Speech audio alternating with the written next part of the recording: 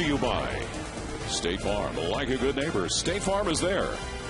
By Ford F-Series trucks, the best-selling trucks 33 straight years. By Just for Men, for mustache and beard, keep your edge.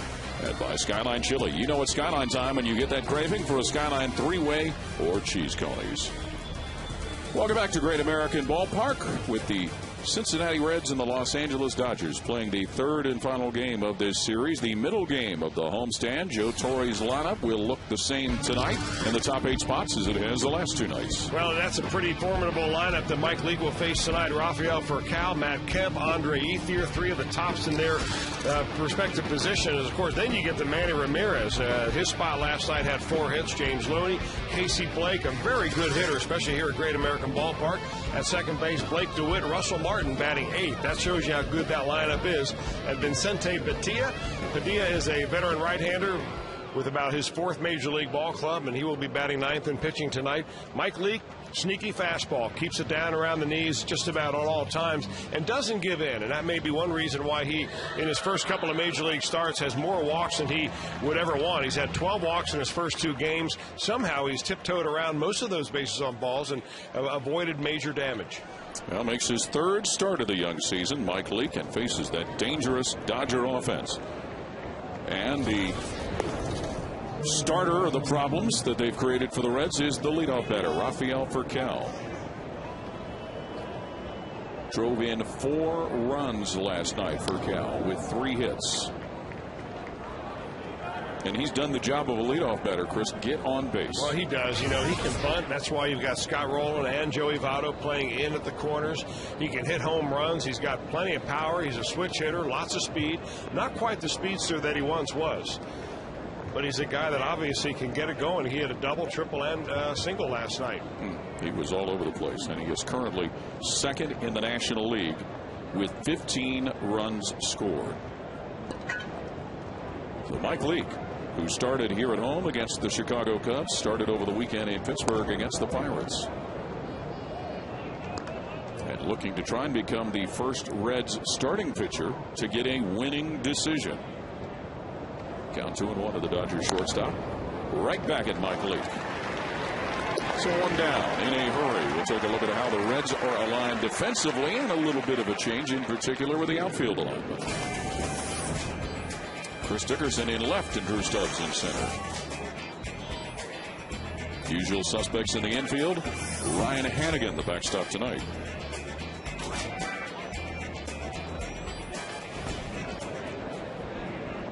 Matt Kemp, who has homered twice in this series, will be the one-out hitter for Joe Torre's ball club.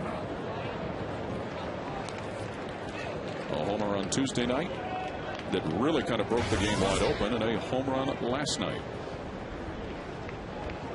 His only hit in 3 at-bats drove in a pair of runs. The Dodgers center fielder. Well, Mike Leake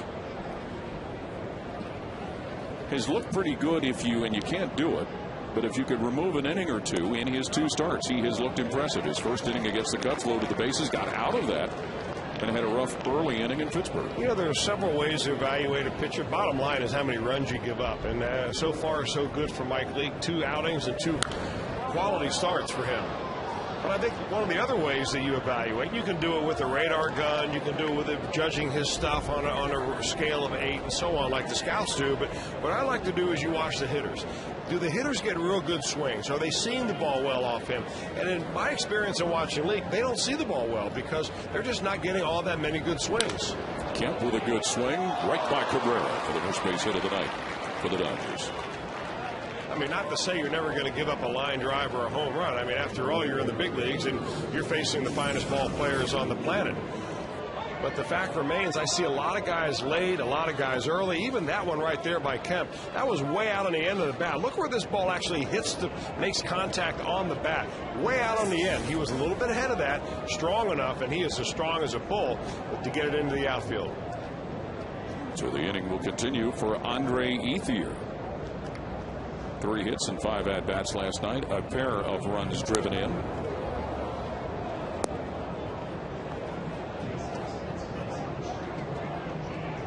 That is now an 11-game hitting streak that Matt Kemp is working with, thanks to that base hit. The Bison. The Bison? That's what his nickname is. Is that so? I'm sure there's an interesting story behind that. I don't know the story. I just know the nickname. Just assuming.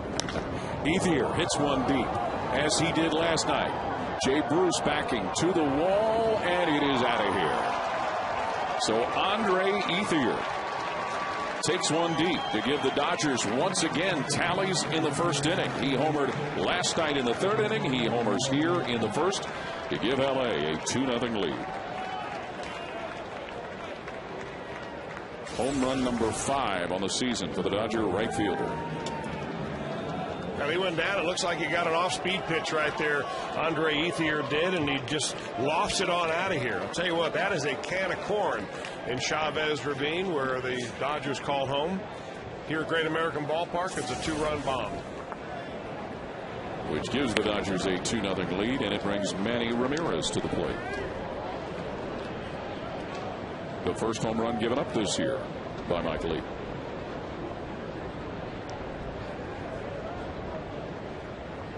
Well, the Dodger left fielder with a very productive night last night. Certainly he's been a guy that the Reds have tried to navigate around a little bit, but he came up with 3 base hits and 3 RBIs, Manny Ramirez. Well, the way you really navigate around Manny is the same philosophy you take when you face a guy like Albert Pujols. You can try to get the guys out ahead of him so that when he does get his hits, and he will get them, he doesn't drive anybody in.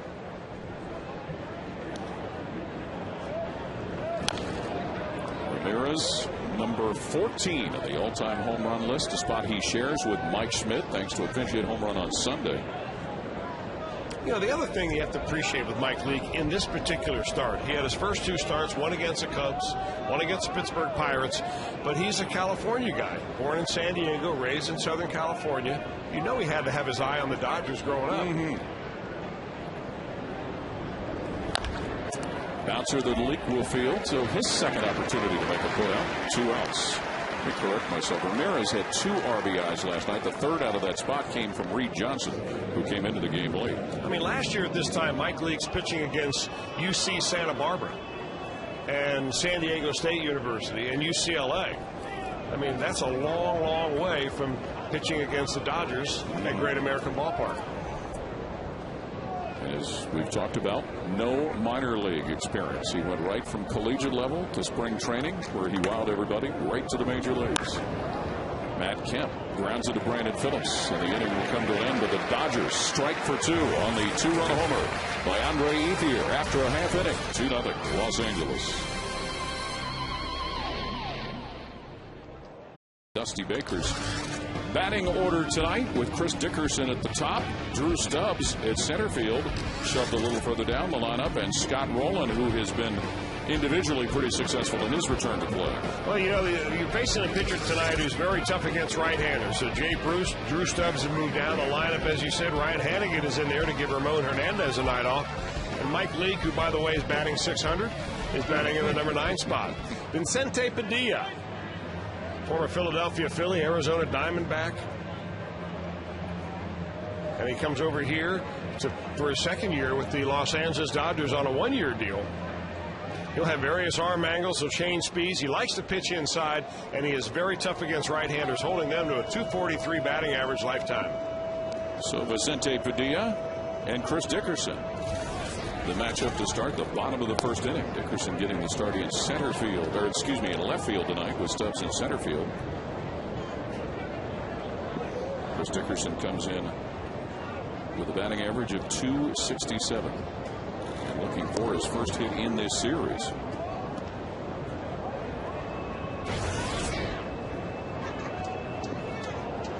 It has been he and Drew Stubbs for the most part. Have been in the leadoff spot and manning the center field position. Vicente Padilla came over from the Texas Rangers last year after spending time with all of those other teams you talked about, Chris. His first career win and his first career save came against the Reds. There was a time when Vicente Padilla has some of the best stuff of anybody in the National League. When he broke on the scene, not necessarily with the Arizona Diamondbacks, because they traded him over to the Philadelphia Phillies after just a couple of years. But when he was with the Phillies, this guy had a nasty sinker and some of the best stuff around. Just never really could put it all together and make himself a 20-game winner. 2-2 pitch. Dickerson bangs this to Loney. Padilla has to cover the bag, and the ball gets by him. So Dickerson reaches safely. Well, speed is a wonderful thing, and it's one thing in baseball and any other sport you just simply can't teach. Dickerson has it, no question about it. What it should be, a routine ground ball, 3-1 play right here. I got to figure that Vicente Padilla heard footsteps. He wasn't exactly sure where Chris Dickerson was. He tries a backhand ball that was really an easy play for him. All he's got to do is stick his glove out and catch that ball. Loss of concentration because he was distracted by Dickerson. And they charged Padilla with an error on that. So that's a tough error. That is. Obviously, those scorers have never tried to cover first base in that situation. Orlando Cabrera will dig in. His average is at 228. So that doesn't really wow you, but he's got 3 RBIs in this series.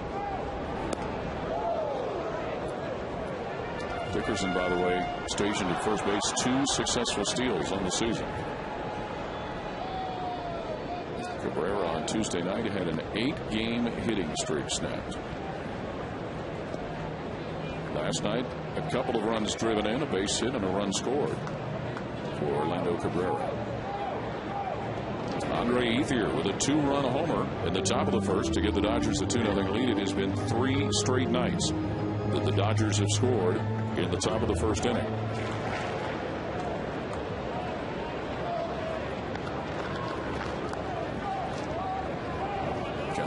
Cabrera on deck. Joey Votto.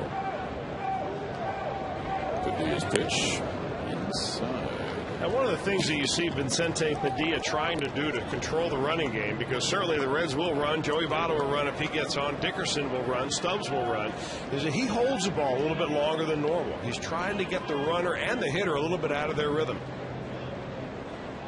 And that runner, Dickerson, does warrant attention from the Dodger pitcher. Count 2-0 to Cabrera. There goes Dickerson.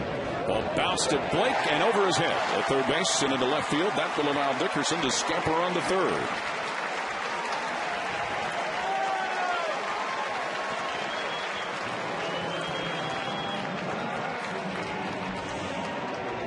But with the third baseman pulled in a little bit, double play depth, also the potential of a bunt by Cabrera.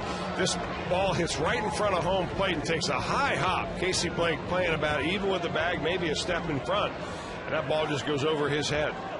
So Joey Votto, who comes in hitting .333 with runners in scoring position, will try and see if he can't do some damage. So Cabrera continues to spread out hits over this young 2010 season. Reds down a couple. And Joey Votto has certainly had a healthy homestand to date. He had a couple of hits last night in 4 at-bats, scored a run on a home run. As Votto and Rolen both homered in the first inning for the Reds last night.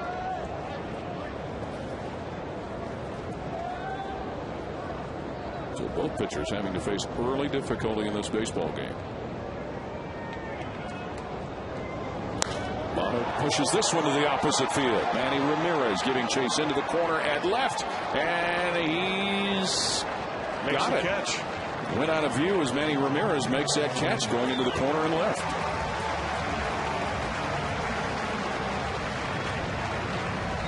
So the first out of the inning on a nice play by the Dodger left fielder, not always known for his defense. Well, pretty strong at bat right there. Look at the ball tailing away from Joey Votto, and he takes it the other way. Man, does he let that ball get deep on him. The running Manny makes a nice catch right there. Unfamiliar with the environs of Great American Ballpark. Manny Ramirez, much maligned because of his poor defense. He wanted that ball, and he went and got it. He sure did. So 2 on, 1 out. Brandon Phillips, who homered on Tuesday night. Let's see if he can continue to add the pressure to Padilla. Of course, part of the problem here in the inning for Padilla, an error charged to himself. Brandon Phillips last night 1 for 5. 2-0 Los Angeles with the lead.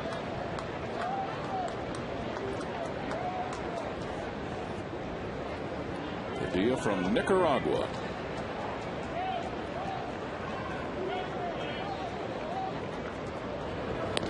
The second winningest major league pitcher of Nicaraguan descent, and it won't take very long to figure out who the first one was. El Presidente, Dennis Martinez.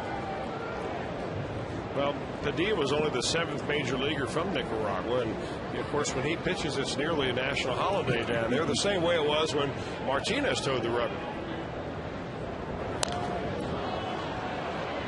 Padilla has spent some time working under the tutelage of Dennis Martinez. Of course, Dennis in his career threw a no-hitter against the Dodgers while with the Expos. Count 1-1 to Brandon Phillips.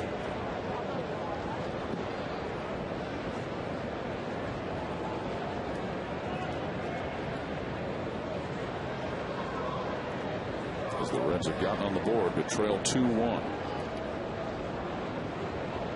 Cabrera brief lead at first.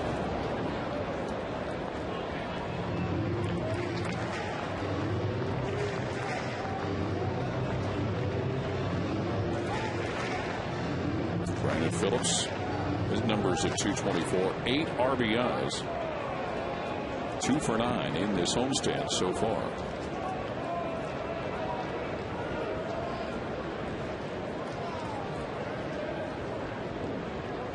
Count 1-2.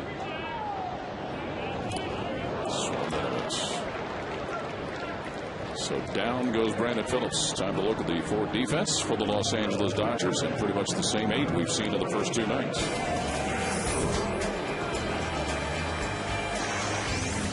Kemp and Ethier have provided some power when at the plate, and Rafael Furcal has just bedeviled the Reds so far in this series. Russell Martin remains the mainstay behind the plate. So Scott Rolen will be the 2-out hitter.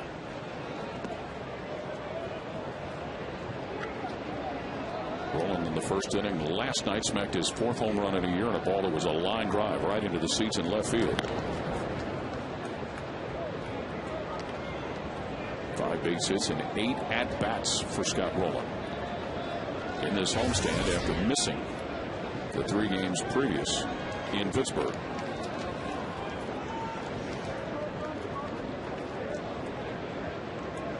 Two to 1 Reds on the short end. Dickerson scored on the fly ball that was hit into left field by Joey Votto. And Andre Ethier with a 2-run homer for the Dodgers.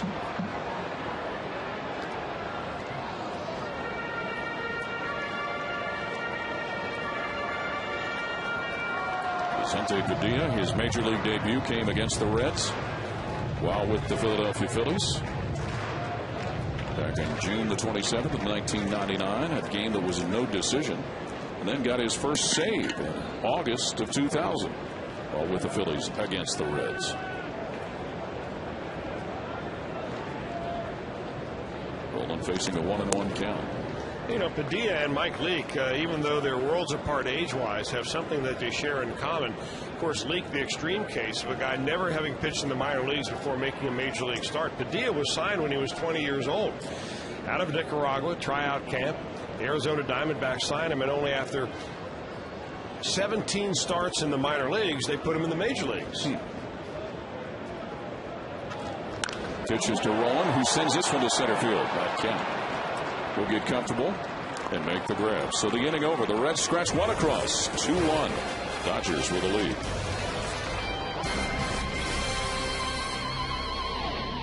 Ohio. Look at Johnny Gomes, who is not in the starting lineup tonight. Well, there's a reason why. You see what he struggles very mightily against right-handers so far this season. That coupled with the fact that Padilla, the starter for the Dodgers, very, very tough on right-handers. So, and you give Johnny Gomes a day off. You get Chris Dickerson in there. Chris Dickerson had a big day anyhow, and before he went through the ball game, and he's already come up and scored the Reds' first run. They are going to change the scoring decision from the bottom of the first inning, and the ball hit by Chris Dickerson. He is going to be given a base hit now rather than the error that was originally charged to Vicente Padilla. So Chris Dickerson, a base hit, came around to score on the sacrifice fly by Joey Votto. That makes the run an earned run instead of an unearned run.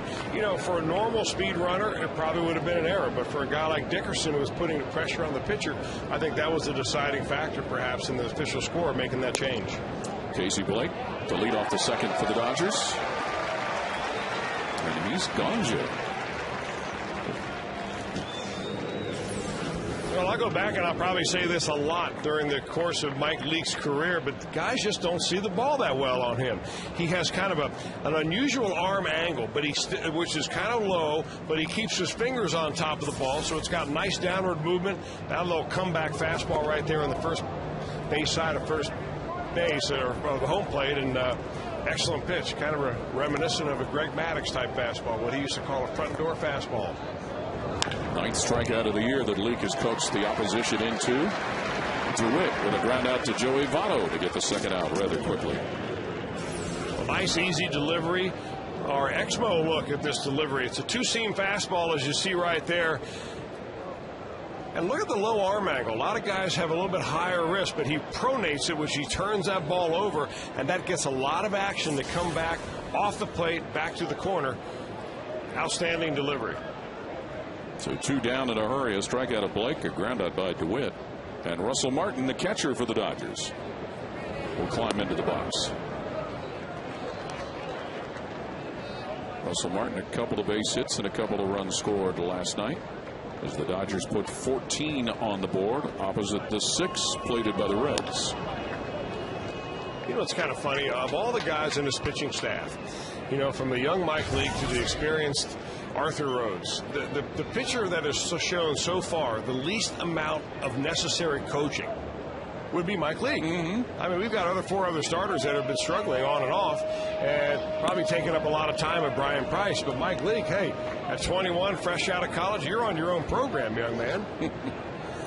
And seems just don't change a thing. Right. He's taking a very consistent demeanor out there. And a strike away from retiring the side in order. There's the strike that he needed. Dodgers go down in order. 2-1. LA with a lead over the Reds.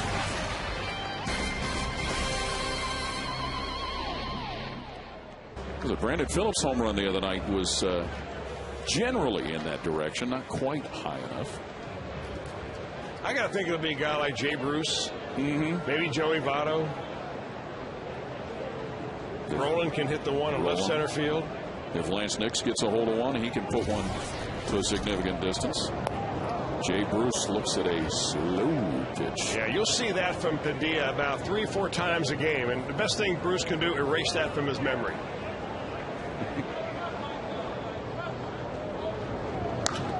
He does erase it, and he pushes one to left field, but it pushed foul.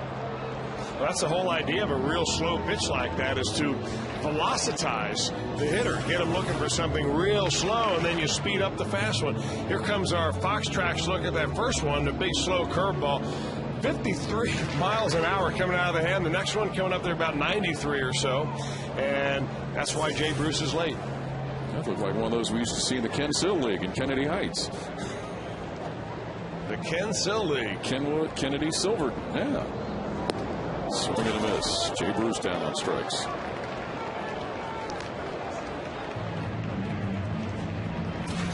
So on will come Drew Stubbs, who finds himself in the number 7 spot in the order. That is an excellent sequence of pitches right there by Padilla. I mean, he really took Jay Bruce to school.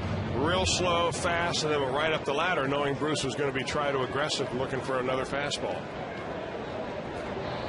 Stubbs with one out, and his struggles have continued. Hitless in his last 19 at-bats. He did manage to reach base last night with a walk. 143, his current batting average. There's a grand slam in the opening week of the season in a Friday night game here against the Cubs. That's his big highlight moment.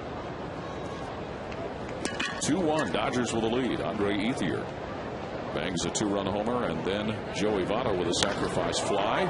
Stubbs sends this one to right field, pretty deep. Backing is Ethier, just shy of the wall guy. So 2 are down here in the bottom of the second inning. The popular 4 for $40 promotion is back with a limited time offer from Subway Restaurants and the Cincinnati Reds. With this special offer, you can purchase 4 view-level tickets to one of the Reds games this weekend for just $40, and you'll receive vouchers for 4 free 6-inch everyday value Subway subs. Get your 4 for $40 deal now at 381 Reds or visit Reds.com. Ryan Hanigan with his first at-bat of the series. Hanigan started and played 2 of the 3 games over the weekend in Pittsburgh. Has driven in 5 and an average of .333.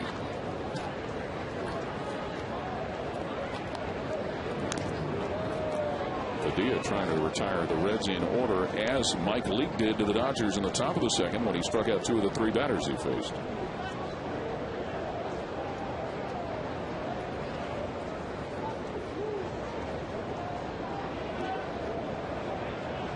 Ryan Hanigan with 2 two-hit games here in the season. Went deep down in Florida against the Marlins. And a 2-strike hole against Vicente Padilla. Strike 3. Inning over. Retired in order. And after 2 full here at GABP, it's 2-1 Dodgers.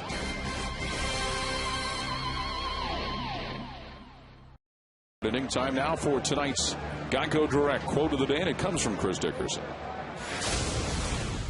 But just looking at it in person is amazing. I mean, this is tons of stuff, tons of monitors and TVs that are filled with that truck and still out here on the crates that otherwise would be thrown in landfills. And I think, you know, we've all seen pictures of them being shipped over to foreign countries and just simply thrown in the landfills. And when they break down biodegrade, you know, and break down the toxic, you know, metals get into the water supply. So this is awesome. I could not be more excited about it. And, you know, it's only 12 o'clock and we have half a truck full of computer monitors and all kinds of electronics. It's really awesome.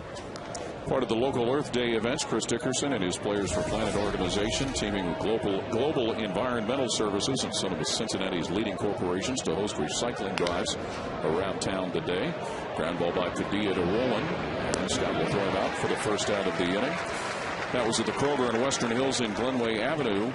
Saturday at the Kroger at Hyde Park on Paxton, Dickerson, Jay Bruce, Drew Stubbs will greet donors in the afternoon. Dickerson, Micah Owings, and Nick Massett will also be on hand for some of the events over the weekend. They filled up a 18-wheeler with recyclable material today. All part of Earth Day. Yeah, they probably got some old stuff like that, old projector, 8-track stereos, things that Jay Bruce and Chris Dickerson wouldn't have any idea what they were. They get the 8-tracks from your house? How did you know? There's some in mine. So the old beta tapes. Remember the VHS beta argument? Oh, yes. That's a fly ball that for call sends to left. Dickerson over the shoulder makes the grab. The guy's an athlete. There is no question about that, because he didn't exactly make it the prettiest play in the world. But he goes out there, keeps his eye on the ball. His speed, first of all, gets him to a spot, or at least in the vicinity where he knows that ball is going to come down. Furcal's got some power, and it's going to slice back and overrun a little bit by Dickerson, but that's a dandy of a catch. So 2 are down quickly, as Mike Leake will try for the second straight inning to retire the Dodgers in order. Matt Kemp, the 2-out batter. How many record albums do you still have stored away at your house? Too many.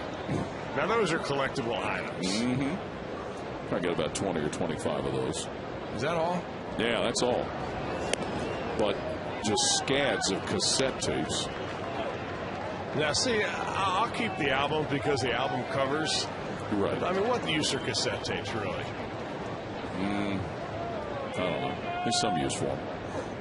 Replace them all with CDs anyway, eventually. I mean, at least you can serve pizza on a record. Not the album cover, but the record. Right. Don't ruin the cover. Count 2-1. Mike Leake trying to sail through the third. I think my mother at her retirement home in Vegas still has some 78s that my parents had had.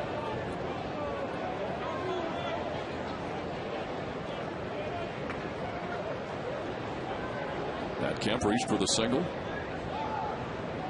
in the first inning, where the Dodgers managed to score 2 runs. And he gets a walk. A buddy of mine about 10 years ago was moving, and his sons down in his basement saw his record albums and said, "Dad, I didn't know we had CDs."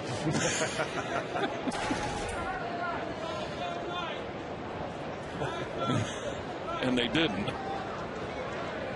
So the guy who did the big damage tonight, Andre Ethier, a 2-run homer in the first, will step up. Mike Leake had retired 5 in a row before issuing that walk to Matt Kemp.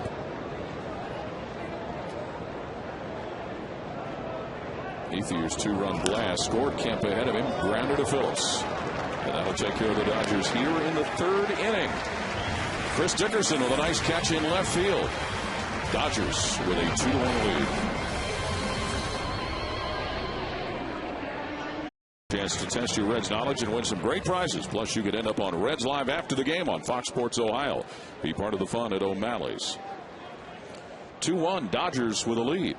Reds come to the plate here in the bottom of the 3rd inning, and it's Mike Leake, who on the year is 2 for 5 hitting. Wait a minute, that's not right. He's got 3 base hits. 3 for 5 in 2 games. Had 2 base hits in his first game against the Cubs, and then had a base hit Friday night in Pittsburgh against the Pirates. And got those first 2 base hits in his first 2 major league at-bats. Swings, and he gets it on a 1-hopper to Blake DeWitt, who throws him out. 1 out here in the inning. So Leake puts some good wood on the ball, and the lineup flips back up to the top. And Chris Dickerson. Mike Leake with those 2 at-bats in his first game. The first Reds player to get hits in his first 2 at-bats since Benny Fry back in 1929. So up comes Chris Dickerson. Had a ball that was initially ruled an error on a bouncer hit in the infield. Later, the scoring decision changed to a base hit, and he came around and scored on Votto's sacrifice fly. You get a look at Padilla's slow motion pitch again.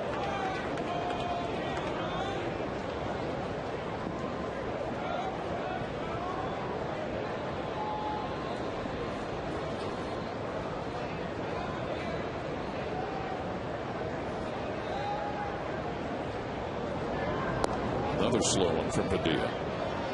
Just trying to mesmerize him. Hey, you know, we thought Daniel Ray Herrera had some of the slowest offerings around in the sometimes mid to low 60s, but Padilla's got that baby in the 50s. A little more heat on that first strike. He must have heard us talking about those old 78s. Throwing a pitch to the era. Mm-hmm.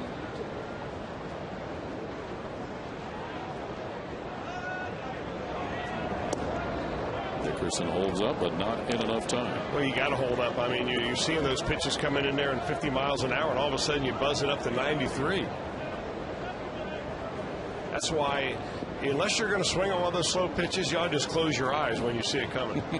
You don't want to become velocitized. Velocitized. Dickerson swings. Of course, that reminds you of the ball that Tony Perez hit for the home run on Bill Lee, Game 7 of the World Series. The old Ephus. The Ephus pitch. The spaceman, Bill Lee. His bread wasn't quite buttered right, was it? He was my roommate in the senior professional league. No. So was he playing a lot? For who? You or him? I couldn't resist. You put that on a tee. I've lived to talk about it. Somewhat. You got to look at Tony Perez, retired number 4. Bill Lee, in one of his books, tells a great story about how he had an opposing player he knew, or was a teammate, that had an aversion to crosses, and with a couple of popsicle sticks, he put cross on second base, and when the guy came up to cover the bag on the throw, he saw the cross on the bag and immediately ran away from it, didn't make the play. That was amongst one of the few things that we could probably talk about on television that came out of Bill Lee's books. Now, that home run by Tony Perez was a decisive point of that Game 7 in the 75 series. Swing and a miss by Dickerson as he goes down. That is the 3rd strikeout that Vicente Padilla has gotten at the expense of the Reds. And a time to take a look at the Honda standings in the National League West, where the Dodgers reside, but the team coming in tomorrow for the weekend is the team that everybody's looking up at. They're playing pretty good. Yeah, they're playing good baseball right now. The Padres are. They just took care of the San Francisco Giants as the Giants came through San Diego. This time of year when a couple of those West Coast teams over here on the Midwest and then heading to the East Coast. In fact, the Dodgers leave tonight. They'll go to Washington to play the Nationals in a series. They'll end up a 3-city road trip in New York playing the Mets.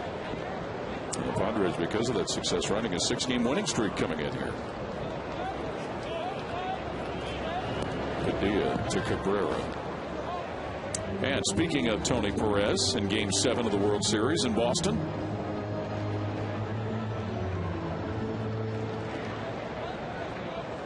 The big dog, Tony Perez. You see that pitch more often at Rumpke Park than you will anywhere else, won't you? Mm-hmm. Rumpke or Expressway or River Star or any of the softball complexes. Let me correct myself. That was the 4th strikeout of the night to Padilla. So you got Dickerson for the 2nd out of the inning.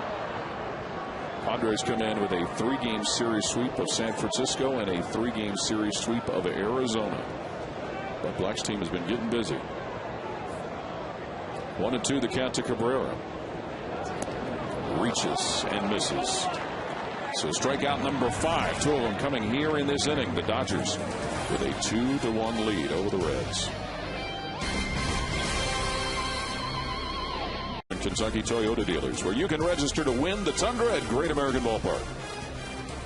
By JTM, food, family fun, JTM. By Geico, 15 minutes could save you 15% or more on car insurance. Visit us at geico.com or call 1-800-947-AUTO. And by GMC, we are professional grade. Manny Ramirez to lead off the 4th for the Dodgers, who have a 2-1 lead, and a bouncer that Mike Leake will take care of for the first out.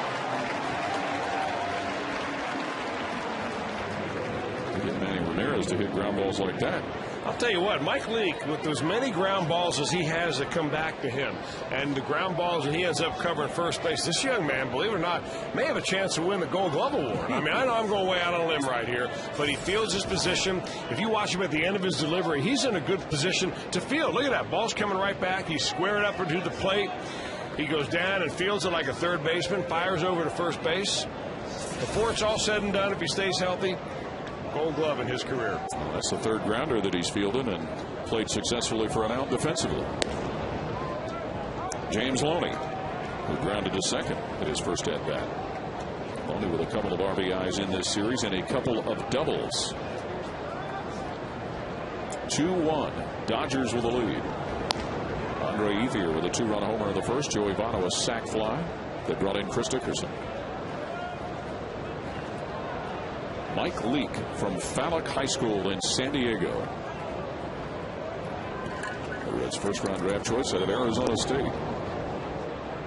He had Loney almost tempting to go after one on the outside portion of the plate.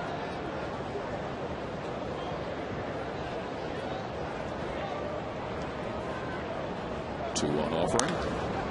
Cabrera backhands. Winds up, guns, got it. Time now for our AT&T trivia, if we haven't had enough dabblings with trivia during the course of the night. Which 3 former Reds players stole 50-plus bases for the Reds and Dodgers? Which 3 former players stole 50-plus for the Reds and Dodgers since 1900? So they wouldn't necessarily have had to play for both teams. Oh, they would have. They had to play for both teams. But not in one season. Correct. This is 50 bags in their career. So that would include Eric Davis, I imagine. Mm-hmm. That'd be a guess. Jimmy Wynn, you think he had that many stolen bases? While with the Dodgers? Yeah. I don't know about that. Well, Jimmy Wynn, no. He didn't play with the Reds. He's just from Cincinnati, right? He's from Cincinnati. Okay, that's but he did, I believe, finished his career with the Dodgers. The toy cannon, Jimmy Wynn. So what was the year on that? Since when? Maury Wills? As a Red? No, with the Dodgers. No. I think we got to explain the question again, okay. Paul. They had to play for the Reds and the Dodgers. So they both. stole Okay. 50 for the Reds and 50 for the Dodgers, and we'll talk about it later if Mike Leake gives us more time. I only read the commercial. I didn't understand it. 2-1, Los Angeles with the lead. now that with the help of many wise people been able to figure it out, which three former players stole 50 or more bases for the Reds and Dodgers since 1900? We've guessed Eric Davis would be one. How about Mariano Duncan being another guess? And kind of coming up a little empty on the third. So let's see whom the answer would be. Eric Davis, Lenny Harris, and Jake Daubert. Wow. So 1 for 3. Eric Davis, Lenny Harris, and Jake Daubert. Of course, Lenny Harris with a couple of different stints with the Reds and is currently coaching in the Dodger organization. 2-1 Los Angeles with the lead. Joey Votto lines it right at the shortstop for call for the first out of the inning. Did you get a chance to hear the answer to the trivia question there, Creeper? Yeah, I was dead wrong. And you'll find out the more you work with me. Well, I was guessing Mariano Duncan might have been somebody. Yeah, that's a pretty good idea. But he wasn't. With Lenny Harris and Jake Daubert. When did Jake play? Yes, then. Yeah. 2-1 Dodgers with the lead. Reds hitting here on the bottom of the fourth inning. Oh, in tight on Brandon Phillips. Well, Brandon Phillips struck out his last time up on a breaking pitch going away. He was bailing on that pitch, and just to make sure that he bails again, Padilla comes up and in. In fact, it was just his last start. Vincente Padilla drilled the center fielder from the San Francisco Giants, Aaron Rolen. Hit him in the jaw with a pitch, broke his cheekbone in 3 different places, and Aaron Rowen is now on the disabled list. So it has never been a secret that Vincente Padilla is afraid to pitch in or up and in. Now, they didn't think of that particular case with Rowen and Padilla that there was any malintent, but it's just one of those fastballs that he throws in the low to mid-90s that gets away from him. He has a lot of good run on it. And when you're a right-handed hitter, it looks like it's coming down the center of the plate. All of a sudden, it's on you. Jake Daubert, a Reds Hall of Famer, put in 1966, played in the early 1900s. He was a steady 300 hitter for 10 seasons. But that is the advantage, and that is the key to being a little bit wild and pitching inside. And we've got a few pitchers on this Red staff that will do that from time to time. Johnny Cueto's done it. Edinson Volquez and Cueto, when those guys were 1 and 2 in the rotation here, they would do it regularly, pitch inside, and not intimidate hitters, but try to buy the outside of the strike zone by coming in. So give him a little Nuke Lelouch from Bull Durham. I mean, the last thing you want your guys to do, or the opposition, is to feel real comfortable in that batter's box. Kemp fields Roland's fly ball in center to end the inning. Dodgers hang on to a 2-1 lead.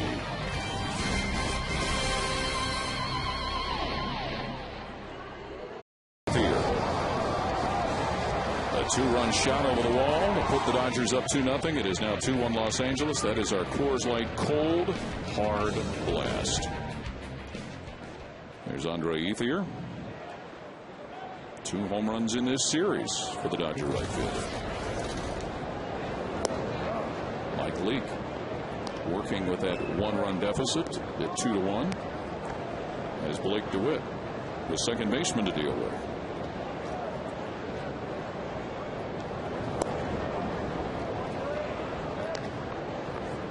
Count even at 1-1. By the way, Vicente Padilla has retired the last 12 Reds batters in a row. Yeah, this is about the best that we've seen Padilla pitch in a long time. Of course, he hasn't pitched against the Reds since 07.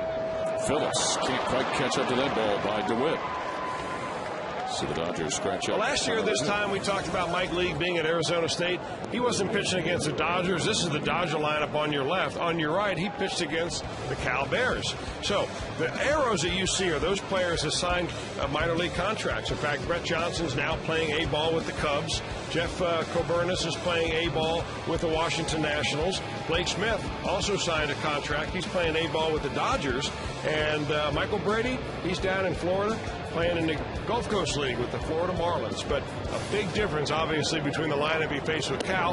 Filled with some pretty good players, good college players, but certainly not the peak of the major leaguers the way the Dodgers are leading everything right now in offense. So the adjustment made by Mike Leake just goes to show you. Good command and decent stuff will get college hitters out and also big league hitters out. And the current big league hitter he's dealing with is catcher Russell Martin.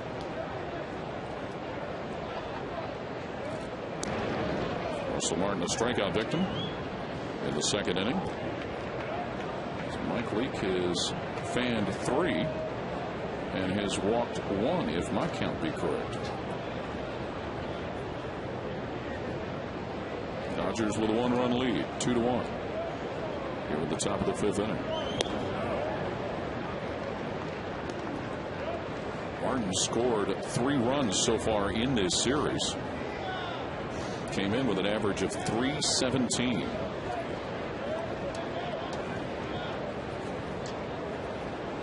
He's a native Canadian, an all-star in his career. Part of this Dodger offense that has just been cooking with gas here in the early portion of 2010.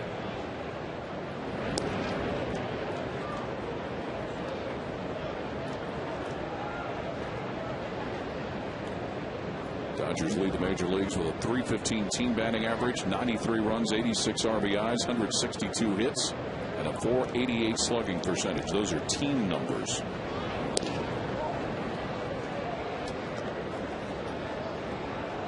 And 7 players hitting over 300. A couple of them in the lineup tonight that are over 400. Ethier and Ramirez that started the night over 400. DeWitt at first base. Coming up with the most recent of the Dodger 3 hits on the night. Count 2-1 to Russell Martin. The pitcher Padilla is on deck. Mike Leake with another try in front of the mound. Got him. First out, excuse me. Cincinnati Reds face the San Diego Padres for a 3-game series this weekend that starts tomorrow night. Don't miss the exciting series presented by LaborWorks. For tickets, call 513-381-REDS or visit reds.com today.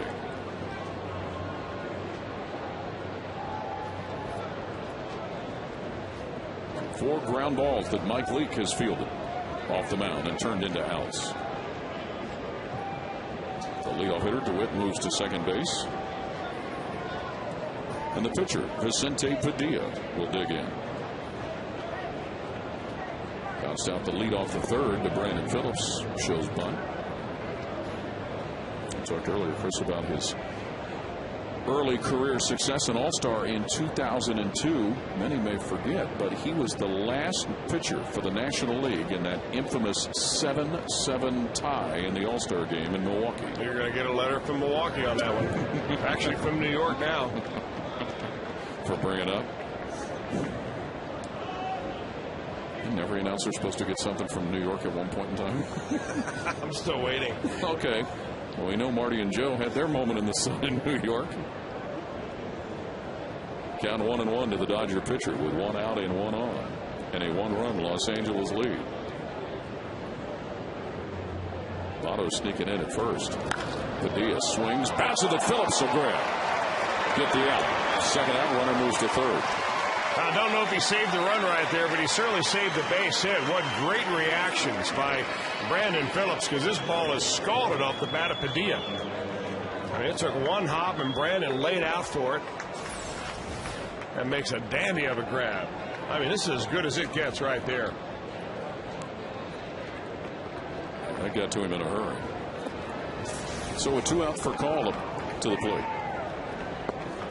In this series, 2 games and 4 innings for call with 5 extra base hits. A big batter right here for Mike Leake.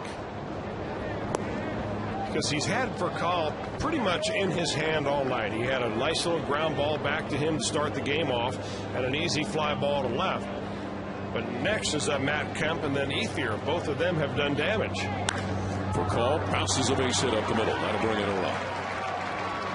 So Rafael Furcal continues what's been a successful stay in Cincinnati, getting an RBI and giving the Dodgers a lead of 3-1. That is the 5th RBI of this series for the Dodgers shortstop.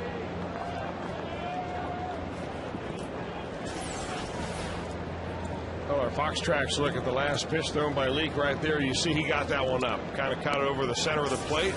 Furcal did what he should have done to that pitch. Now you wonder now with 2 outs whether they may even try to put Furcal in motion. Obviously he's the kind of runner that would have the green light at any time. Has 7 steals on the year. Matt Kemp, a single and a walk. Kemp has 5 RBIs in this series to date. Well, you get the ball up to him, he simply does not miss.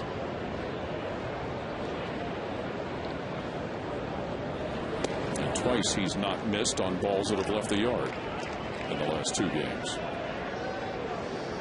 Tuesday night, a 3-run homer that really was the decisive blow in what may have still been a little bit of a close game at that point.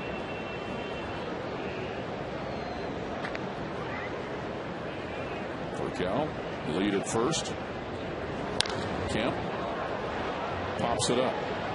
Joey Votto circling in foul territory. Got it. But the Dodgers get a run. 3-1 Los Angeles as the Reds come to bat in the bottom of the 5th. The first one didn't go well. Big, slow 59-mile-an-hour curveball, and then he adjusts him with a 93-mile-an-hour fastball. Then right up the ladder, Padilla goes right there. That is taking a young player like Jay Bruce to school. Padilla knew exactly what he was doing, velocitizing the young man, and Bruce fell right into the trap. We'll see what happens now. Padilla's been striking him out, though. 5 strikeouts through 4. And is retired 12 in a row. Jay Bruce was the first. No, I'm sorry. He was the 4th of that 12 in a row. You know, usually, at least the scouts tell me, that Padilla will use that slow curveball only on the first pitch of an at-bat. Or the second pitch. I'm going to fire that scout that told me that. Even though he's not on my payroll. Inside sources say. See, it's just like getting an inside stock tip. It never works.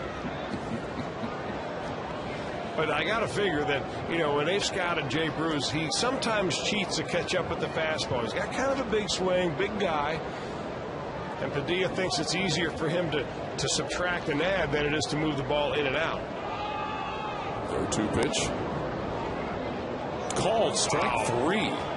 You know, I don't think that Padilla could make 6 better pitches in a year than he has made in 2 at-bats to Jay Bruce. Look at the comeback action on that pitch right there. Just takes a little bit off that pitch.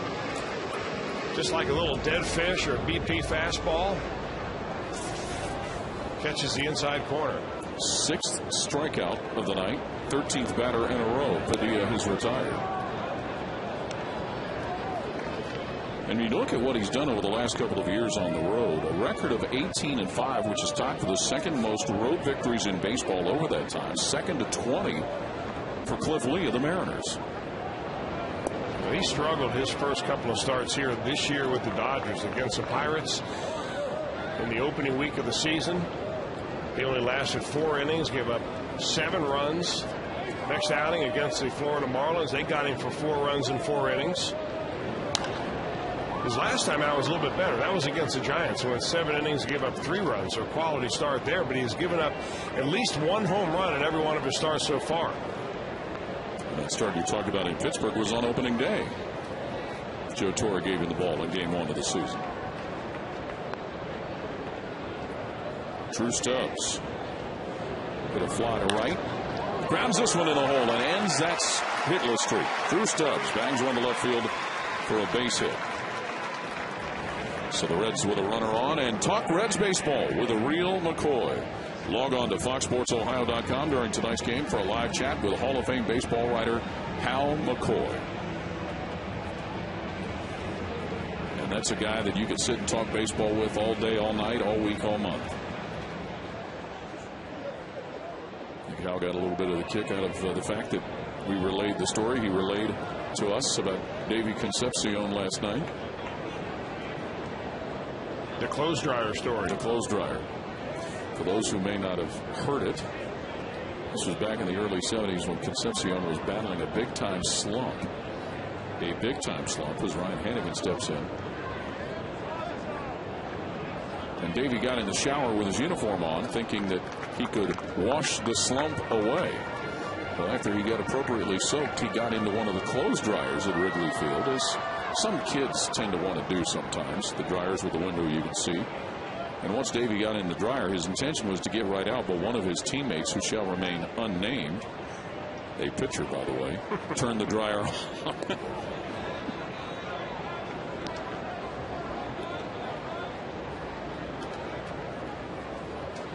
So how about Drew Stubbs? He was hitless in his last 20 at-bats before banging that base hit into left field. So maybe that's the start of some good things for Drew Stubbs.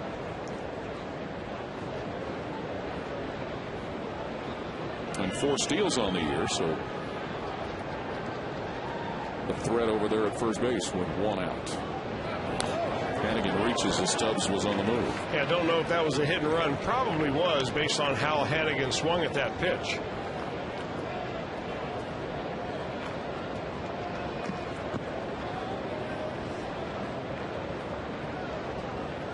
Ryan Hanigan was a strikeout victim to end the 2nd inning. So that streak for Padilla ends at retiring 13 in a row before the base hit by Drew Stubbs. 3-1 Dodgers with a lead, scoring 2 in the 1st and 1 in the 5th. The Reds, 1 in the bottom of the 1st on a Joey Votto sacrifice that scored Chris Dickerson. On deck is Mike Leake, the Reds starting pitcher. Hanigan up the middle, and that will get through for a base hit. Stubbs is going to take his chances going to third base, and he'll beat the throw from Matt Kemp. So Ryan Hanigan pushes a base hit up the middle. Boy, Drew Stubbs can really pick him up and put him down. He goes first to third on a play where a lot of runners are not going to do this. Matt Kemp has a plus arm out there. He's not quite to the ball yet. Stubbs is 3 steps past second base. He makes it fairly close, Kemp does, with a good throw, but Stubbs has that kind of closing speed that very few players in this league have. Mark Berry, the third base coach, with Drew Stubbs there at third base. A lot of options open right here to Dusty Baker now. One, you can let him hit away. You risk a double play that ends the inning. You could have a safety bunt or just a straight sacrifice where you have Hanigan move over to second base. Corner infielder sneaking in as Leake shows bunt. Or you could have a suicide squeeze, where if you're lucky on a suicide squeeze, you get the runner in from third, the runner from first goes to second, and Leake makes the out of first base. Leake 3 for 6 at the plate. 2 hits opening day, 1 hit last Friday in Pittsburgh. He's down a strike with 2 on and 1 out, and the Reds down a couple of runs here in the bottom of the 5th. Again, the corner infielder's coming in, but on the first base side, Padilla will field it, and he's safe. The throw pulled DeWitt off the bag. Infield base hit. 4th hit of the year for Mike Leake.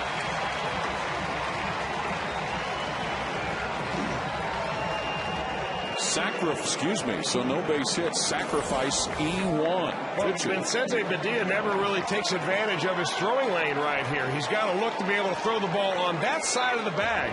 Instead, he throws it on the foul side of the foul line, and the covering second baseman, Blake DeWitt, can't get to it and be able to keep his foot on the bag. And a rush throw by Padilla, he really had more time than he thought. A little bit of a momentary panic for the veteran. Now he's got bases loaded, and the lineup turns over. To Chris Dickerson, the leadoff hitter. You know, he never took a step, never got himself in a good throwing position, just kind of flipped the ball over there. And look how far Mike Leake is from first base. This should be a lesson to a lot of young players that are watching. On a sacrifice like that, if you don't make a good throw, your throw's not worth anything at all. It's better to be a good throw and be late than throw it over somebody's head. So Chris Dickerson at the plate with the bases full of Reds. So it is a sacrifice and an error on the pitcher, and that is the second error that Vicente Padilla. No, excuse me, that was changed earlier. He was given an error earlier on Dickerson, but it was changed to a base hit. We'll call it an error and a half. How's that? That ball that Dickerson hit ruled a single, and he eventually came around to score on the sac fly by Votto. Opposite way Dickerson, but it'll run foul. The inning started with a called third strike to Jay Bruce. Drew Stubbs with a base hit that ended an 0 for 20 hitless streak. A single by Ryan Hanigan, and then Leake reaching due to a sacrifice and an error. Got a little enthusiastic there. Wanted to see the pitcher given his 4th hit of the year.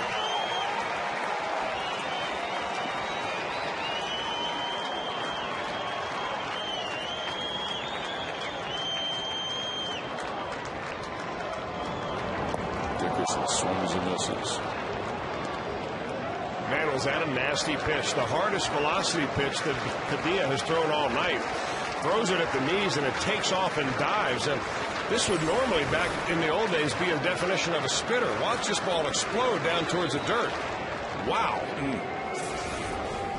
That's a Jim Maloney special. Jim Maloney. Now we're going way back. Dickerson hitting over 280 with the bases loaded and 5 RBIs and a couple of doubles. Jim Maloney was a workhorse in the 60s, wasn't he? Well, he was a hard thrower, too, and he had a lot of movement on the ball. Dickerson looking for what would be his first RBI of the year. 1 out, bases loaded. Padilla. Swing and miss Dickerson. Second time tonight that he fans. Boy, this is an impressive outing so far by Padilla. I mean, this is the best we've seen him pitch in a long time. Under control on the mound, throwing the ball where he wants to. Throws one pitch at 95, the previous one down around the ankles, and then goes right up the ladder on a left-hander. A sucker fastball that's hard to lay off of. 7th strikeout that Padilla gets credit for. The second in this inning. And that's a killer right there with a man on third base, less than 2 out. You really want to make contact somehow. Cabrera charged with trying to make contact. And he does, but foul. Singled in the first inning. And then struck out in the third. Orlando Cabrera.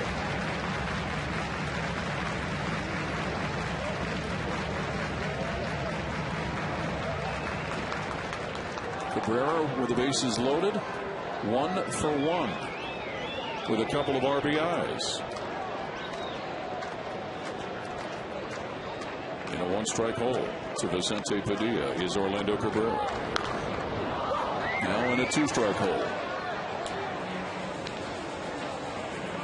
3-1 Dodgers with a lead. Scoring twice in the top of the first, once in the top of the fifth. The Reds scoring once in the bottom of the first.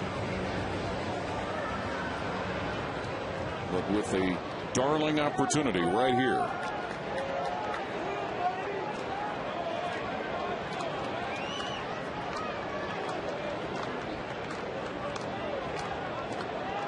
Russell with a sign.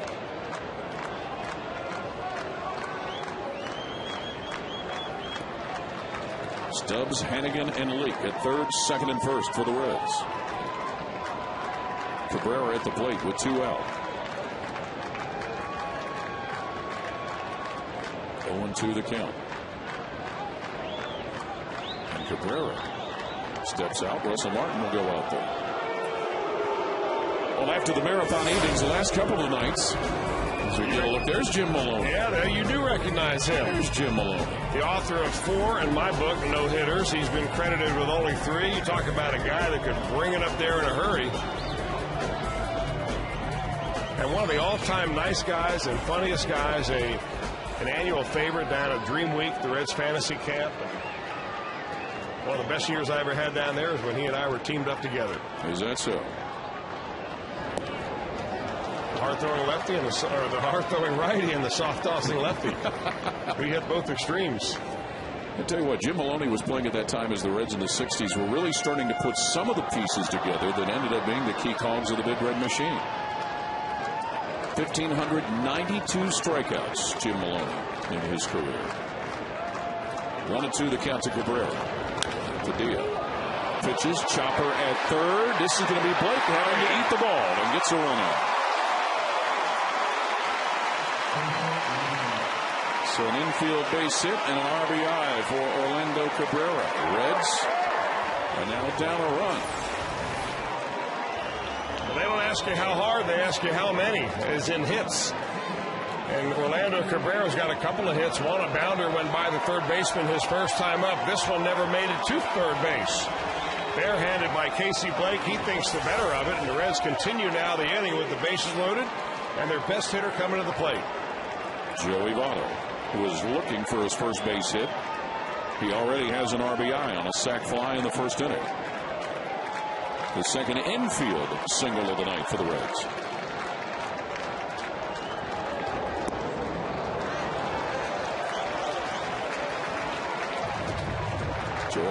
fly ball to left field that Manny Ramirez fielded it deep in the corner, but that also allowed Chris Dickerson to score.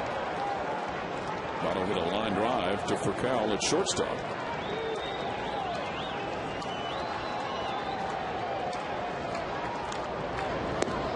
Big cut.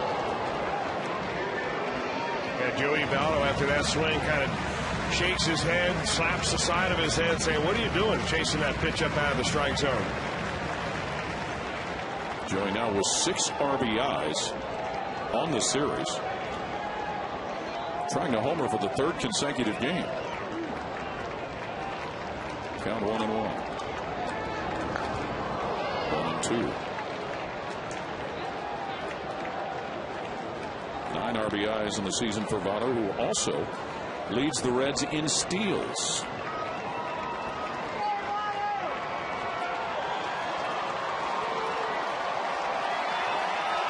Hanigan at third. Leak at second. Cabrera at first. 1-2 the count with 2 out. And the Reds having already scored 1 and down 1.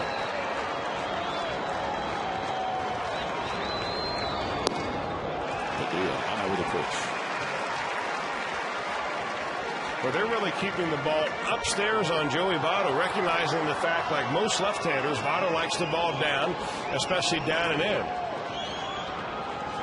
Nearly left the yard in his first at-bat on a low pitch, hitting it the opposite field, right up against the wall. Joey Votto in his career 23 RBIs with the bases loaded.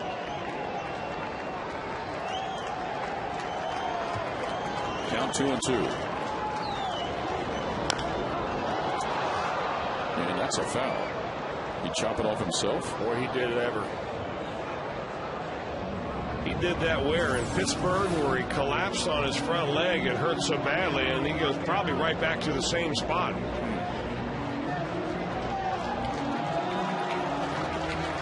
Dusty Baker and Paul Lessard started to come out, but Joey's going to tough it out. Well, he'll send the trainer Paul Lessard and Dusty Baker back to the dugout, but I'll tell you what, he is limping getting back into that box.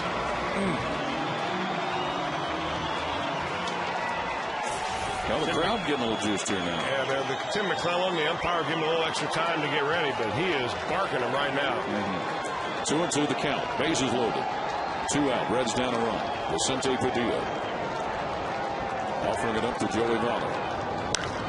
Pops a fly, but that is going to chase Kemp just shy of the warning track. They gather it for the 3rd out. The Reds do stretch a run across and trail by a run after 5, 3-2.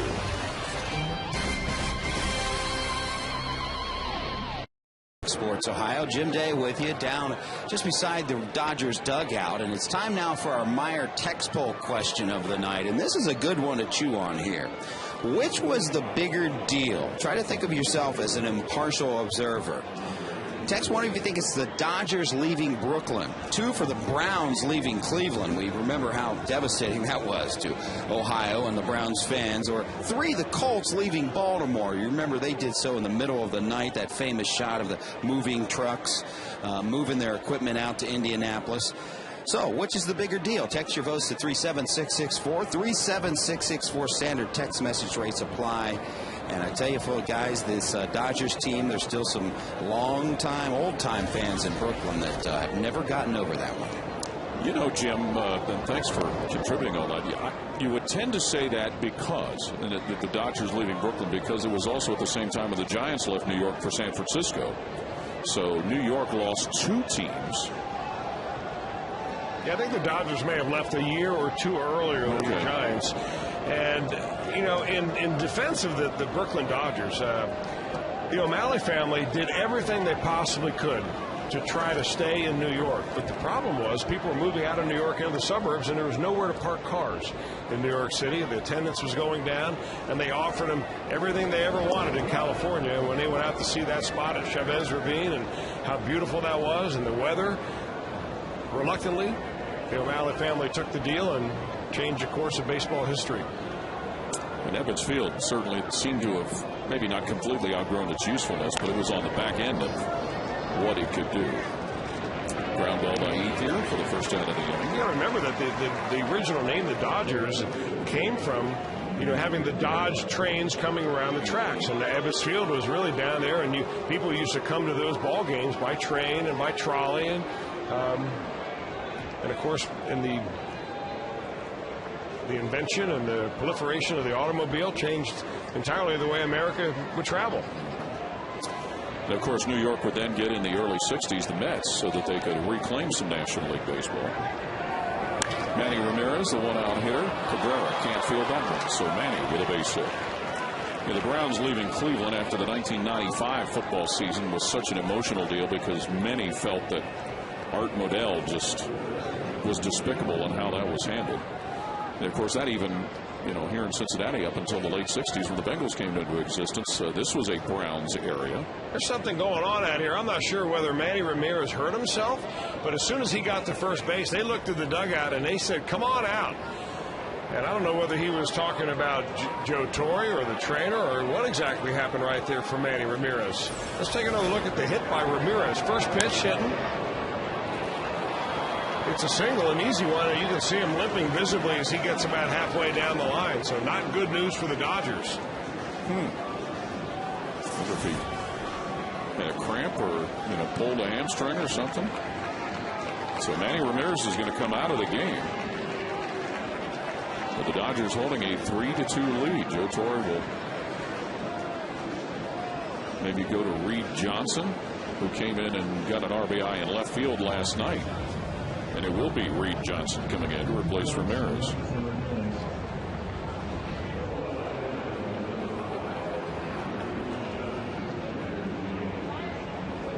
Veteran outfielder who's been with Toronto and with the Cubs. So James Loney will be the one-out hitter.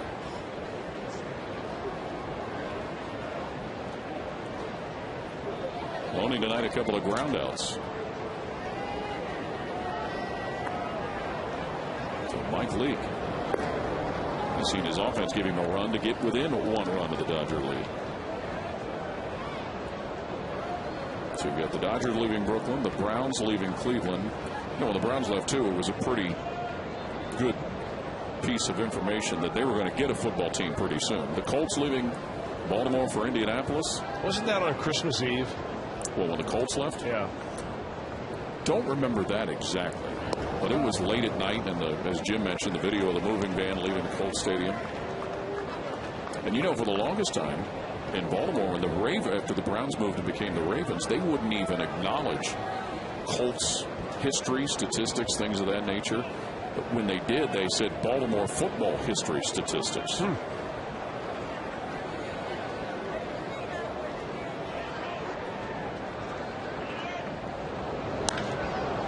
Shoots this one where Dickerson in left field has it bounce in front of him. Reed Johnson to second base.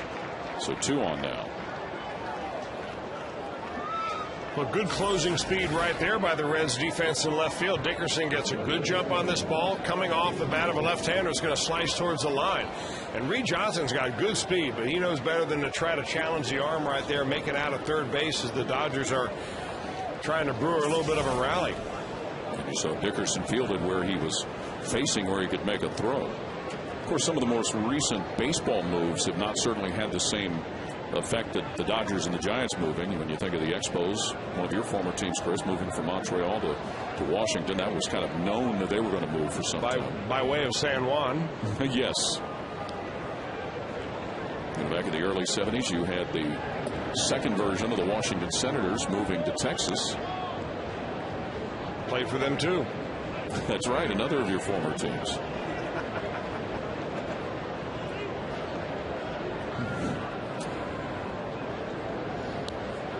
There was talk that another of your former teams at one time, San Diego, was going to move. I think there was some talk about the Padres moving to Toronto before the Blue Jays came into existence. Wow, didn't know that. And then, of course, many may forget, but the Milwaukee Brewers' first year of existence, they were the Seattle Pilots in 1969. 1-0 the count on Casey Blake.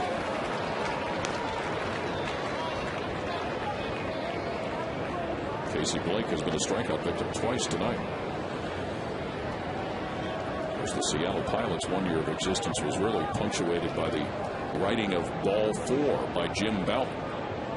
Probably the first real tell-all sports book that ever came out. And really had a lot of former players and coaches and managers just upset at Jim Bouton, a former Yankee, for telling some of the stories of what went on with baseball players.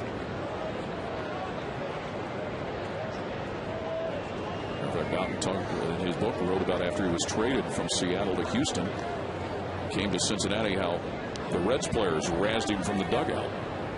3-1 to Casey Blake. 3-2.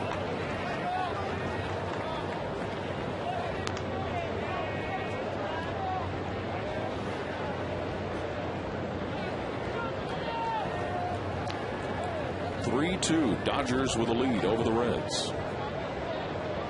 Cincinnati was able to get one in the bottom of the 5th, but really a chance to try and cash in even more than that. Mike Leake dealing with a couple of runners on base. How you doing, Pick? How's things?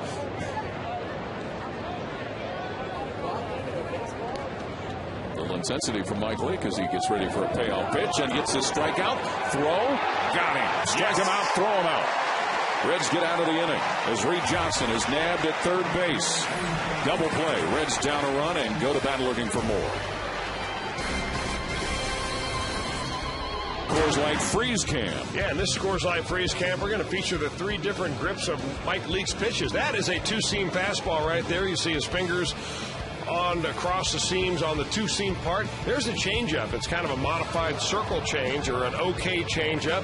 Way out on the fingertips, really turns it over to get a lot of runaway action. And that is a spiked curveball, not to be confused with a knuckle curve. But the pressure is on his middle finger as he turns that baby over. Look how he stays on top of this pitch. And the spin straight down, almost a 12-6 spin. The 3 magical pitches of Mike Leake. That's what makes up our Coors Light Freeze Cam, brought to you by Frost Brewed Coors Light. Your thoughts on Mike Leake's night? He got a couple that he gave up in the first inning, but seems to be hanging tough.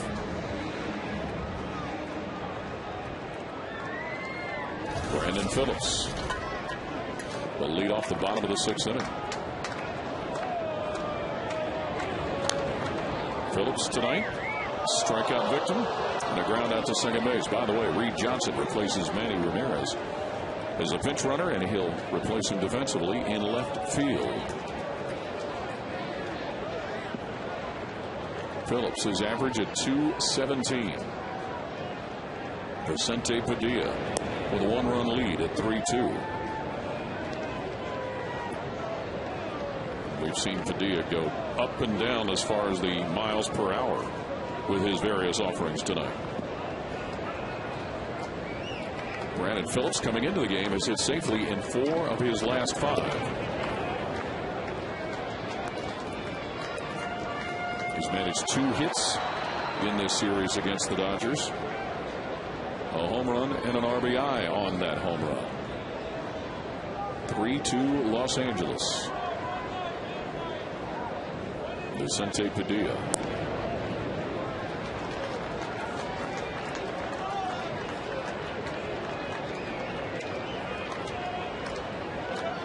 Padilla and Mike Leake trying to give their respective managers some significant innings out of the starting assignments. Well, this is by far the best pitch ball game of this series that we have seen. And it seems like every time Mike Leake takes the mound, we see a well-pitched game from the Reds side. Anyway, he is now, after 6 innings of 3-run baseball, that's another quality start. Phillips looks at a strike. Did you hear this today, by the way? Milwaukee beat Pittsburgh 20-0. Is that a final now? Yeah. The Brewers outscored the Pirates in the 3-game series 36-1. Well, they missed the extra point? Absolutely. Full count to Brandon Phillips from Vicente Padilla. Right field. Bounces. Phillips is going to take the turn for 2 as Ethier will play it off the bullpen fence. Double for Brandon Phillips, who now has hit safely in 5 of his last 6. Well, Brandon Phillips made a pretty good adjustment against Vicente Padilla. Struck out the first time, an easy ground ball to the shortstop. That time Padilla tries to go up the ladder, didn't get it high enough. And Brandon, nice inside-out swing, takes it down the right field line. An easy double to lead the inning off. And he'll bring Scott Rolen to the plate. He's hit a couple of fly balls to center field tonight. And you know what his assignment is right here, though, is to get Phillips to third base. Got a left-handed hitter in Jay Bruce coming up next, so you try to get him to third so a sacrifice fly can tie this baby up.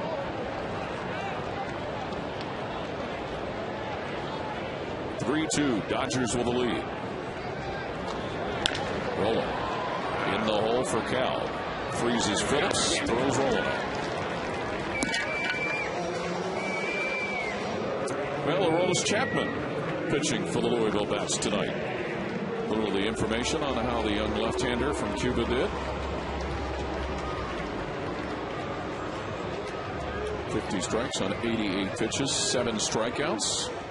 You know, he's still in the ball game from what we understand. 5 strikeouts, right, or 5 walks right there. Of course, that's the one thing that jumps out. The strikeouts you expect. You like to have him have a little better control. Remember, Jay Bruce gets a hold of one of those slow pitches, and he deposits it in these seats. I love it.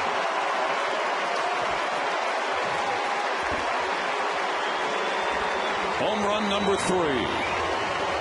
Plates Phillips ahead of him and gives the Reds a lead.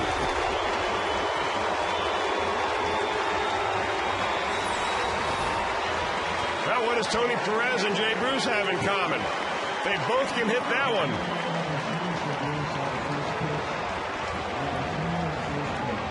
The second time tonight that he has seen a first pitch flip curveball from Vicente Padilla. And it's bye-bye honey pie. 4-3 Reds with a lead on that bomb from Jay Bruce that scores Brandon Phillips in front of him.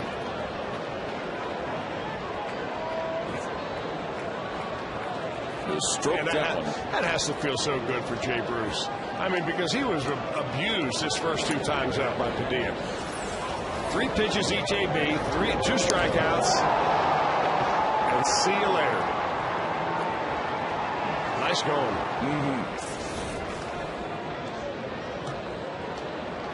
So 4-3 Reds with a lead. Drew Stubbs, who ended an 0-for-20 hitless streak with a single in the 5th inning.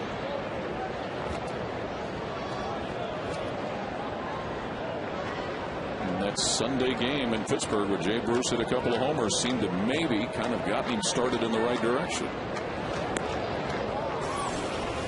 We'll take one more look at this home run swing by Jay Bruce. You see, he has to kind of put his foot down first, and then he stays back. He recognizes that pitch early on, puts the ball of his foot down, doesn't quite get his weight transferred, keeps his hands back, and launches it on out of here. Stubbs bounces it to Blake at third. Long throw for Blake, and he gets the speedy Drew Stubbs for the second out of the inning.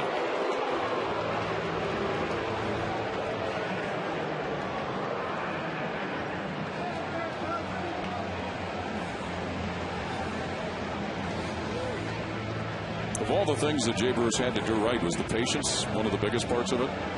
You saw that little frisbee coming in. Well, pitch recognition is the biggest thing, and that's one of the biggest adjustments you make when you come to the major leagues, because you face pitchers that throw all their pitches for strikes. You have to recognize a slow one from a fast one in 0.4 of a second. Ryan Hanigan lines this one into center field for a base hit. The 3rd hit of the inning for the Reds, and the 2nd of the night for the Cincinnati catcher.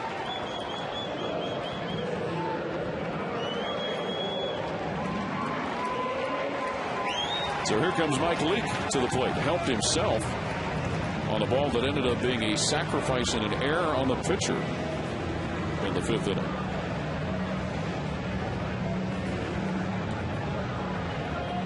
Still searching for base hit number 4 on the year.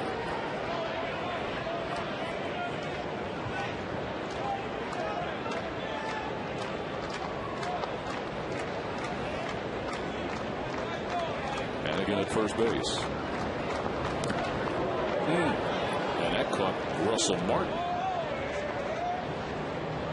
Some 2 here in the 6th inning for the Reds. It's an odd play right there. At first I thought it may have hit Leake. He kind of gets back off the ball, and it clips off the glove, I suppose, of Martin, and then gets him on the side of the face. Now, are they saying that Leake went around, or did he? I think that may have hit the bottom of the bat right there, the knob of the bat. So the count 0-1. Yeah, sure did. Here's our X-Mo look at things. Boy, I love the X-Mo. Almost as slow as some of those Padilla pitches tonight.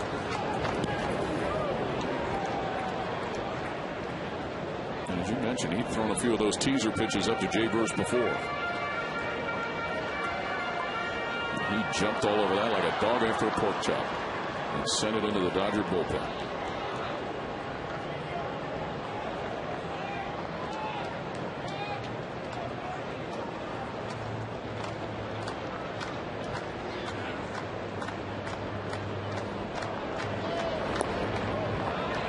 Good eye by the Reds pitcher, Mike Leake, who, as it stands now, still with a lot of time left and only a 1-run lead, he stands possibly to be the first Red starting pitcher of the year to get a winning decision. All the other winning decisions have gone to relievers. The Reds also trying to win the series finale that would give them 2 of 3 against the Dodgers, a team that has just bedeviled the Reds the last couple of years here at Great American. 2-1 the count. Hanigan at first, 2 out. And 2 runs in already.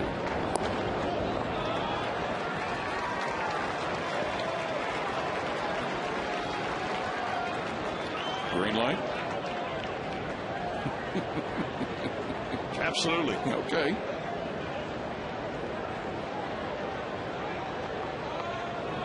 He's hitting 500.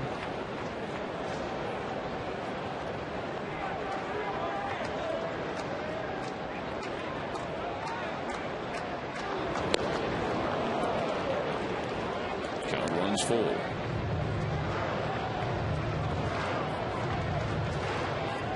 Mike Leake from Arizona State and Falmouth High School in San Diego. 6'1", 190 pounds, and 22 years old. His first year of professional baseball right here in the major leagues. Count full, 2 out, 1 on.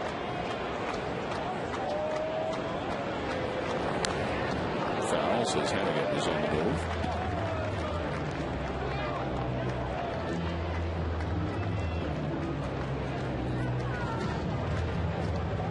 The Reds are 1-1 in those 2 games that Mike Leake has started. The win over the Cubs, the loss to the Pirates in both of his starts, registering his quality starts.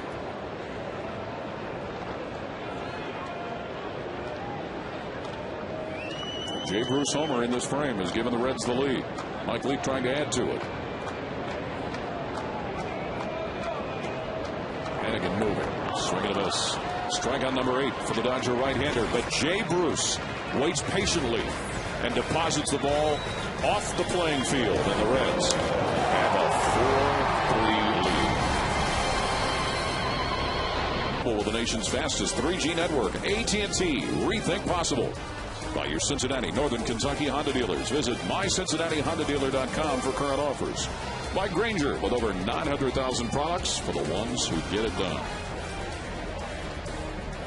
Jay Bruce with a 2-run homer in the bottom of the 6th inning has staked Mike Leake and the Reds to a 4-3 lead over the Dodgers, moving to the top of the 7th.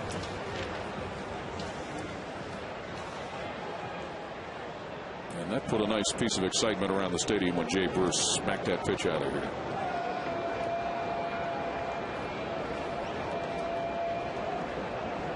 Mike Leake has been able to work his way to 4 strikeouts and 1 walk on the night, as Blake DeWitt, the second baseman, will lead off the 7th. 4-3 Reds. Screen foul into the stands behind the tarpaulin. Blake DeWitt base hit in 2 official at-bats, giving him 4 base hits in this series.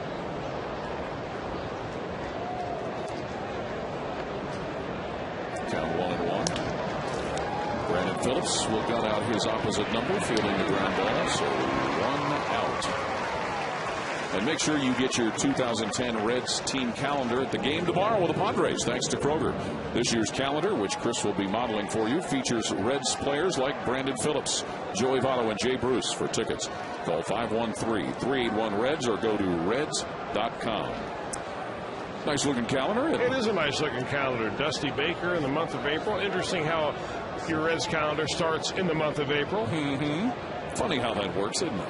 Brandon Phillips features in May. Aaron Harang in June. Francisco Cordero, the hot month of July. Joey Votto carrying the Reds in August. And so on and so on.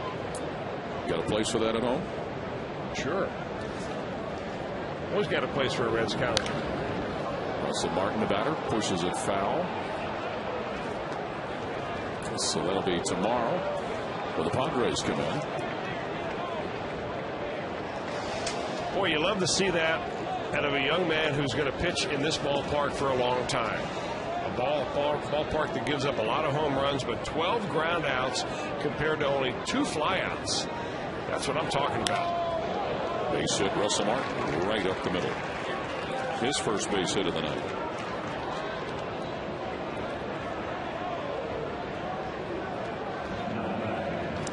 So with a runner on, Garrett Anderson, for the 3rd time in this series, will be called on to pinch hit as he will bat for the pitcher Padilla.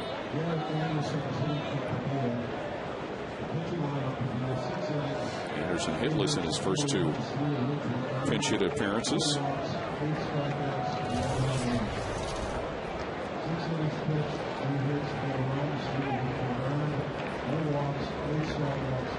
The line on Vicente Padilla, 6 innings, as you may have overheard from the press box here. 6 innings, 8 hits, 4 runs, 3 of them earned.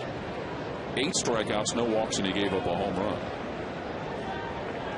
Now that error that figured in an unearned run was the pitcher's error. All right, sitting here in the booth with a former pitcher. Not going to go any further with it than that. We'll drop that one. Should have made the play. Both of them. True. And there is a school of thought that thinks if a pitcher makes an error, it ought to be part of an earned run. But there's also a thought that players lose pop-ups in the infield in the sun and they go down as base hits. Yeah, so I nothing's agree. really fair. No, not at all. But what we pointed out again about Garrett Anderson last night, as you take a look at the left-hander warming up in the Dodger bullpen, is that he is looking for something to pull. If you watch his front foot, I'm talking about Garrett Anderson, he kind of starts a little bit open and really starts striding towards the first baseline. He'll go this way with that foot, looking for something that he can pull.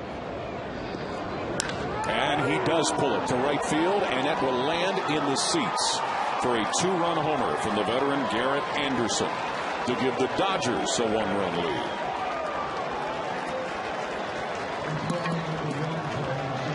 Well, his first homer of the year, Garrett Anderson, 2 RBIs. That's why they get the veteran who's got a little pop off the bench. He puts his ball club right back on top. Watch him stride a little bit towards first base. Opens up his hips, and that ball coming up over pretty much the middle of the plate. But even if it's outside of its waist high, Garrett Anderson can pull that ball, and with his power, jolts it out of here no problem. So the Dodgers back in front, 5-4.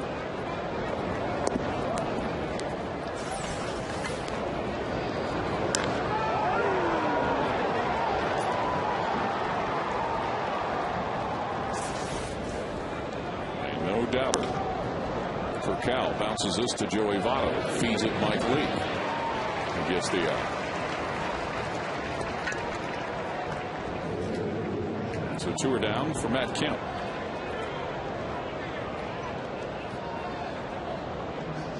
Kemp looking for his 2nd base hit of the night. Well, we want to send out our best wishes to a young man from the plays for the Florence Storm, Aaron Fox, 12-year-old, and is Mom and Dad, Joni and Jim. Aaron was hit by a line drive in the head on Saturday. I'm not sure of the details of that, but we certainly wish him the best. Wish you a quick recovery, Aaron, and hope to see you back down here at Great American Ballpark real soon. Absolutely. Get back out on the field with the Florence Storm and tear them up, buddy. That home run for Anderson, by the way, number 286 in his career. You know, speaking of that, we were talking about last night's pitcher for the Dodgers, and never got around to mentioning that Kuroda last year was able to come back after he got one right back off his head. He got hit by a line drive last year at Arizona and came out of it okay. There's Hiroki Kuroda, had a good outing last night. Of course, he had a lot of run support. The Dodgers had 18 hits in his support last night. Yes, they did.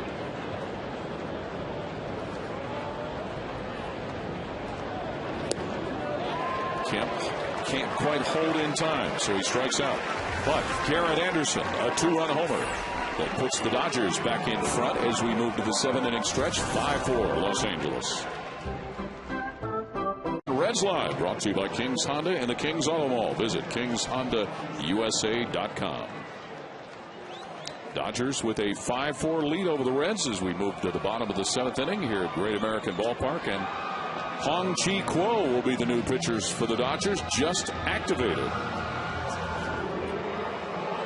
Jeff Weaver was put on the DL and Kuo was made active. Kuo, the left-hander from Taiwan City, Taiwan, 4th season or parts of 4th seasons with the Los Angeles Dodgers. He was in 35 games last year. You see the career numbers on Kuo versus the Reds. He has battled back through elbow and rotator cuff injuries and will be the second pitcher of the night in place of Vicente Padilla, who now stands possibly to get a win as Garrett Anderson's 2-run pinch hit gives the Dodgers a 5-4 lead. Back to the top of the order for the Reds here in the bottom of the 7th. Chris Dickerson. Dickerson with a bunt. Kuo slips. Dickerson speeds down the line, and he's thrown out. DeWitt with a nice throw to Loney to get Dickerson retired. A whale of a play right there by the second baseman, Blake DeWitt. A little dookie drag by Chris Dickerson, sliding it by the pitcher, who loses his footing. The only way he's going to get him barehanded is the play, and DeWitt does it, and they thought that it may have pulled the first baseman Loney off the bag. That's why Dusty Baker's down there right now talking to the first base umpire, Mike Everett. What a play by Blake DeWitt. So Dusty Baker with a little protest. And how about this? No sooner is that first batter retired, but we've got more activity on the mound of the Dodgers. Kuo maybe get hurt when he fell down trying to initially get to the ball. I don't know what happened right there.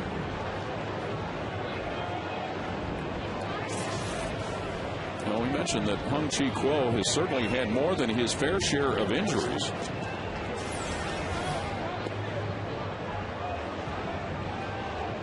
Oh.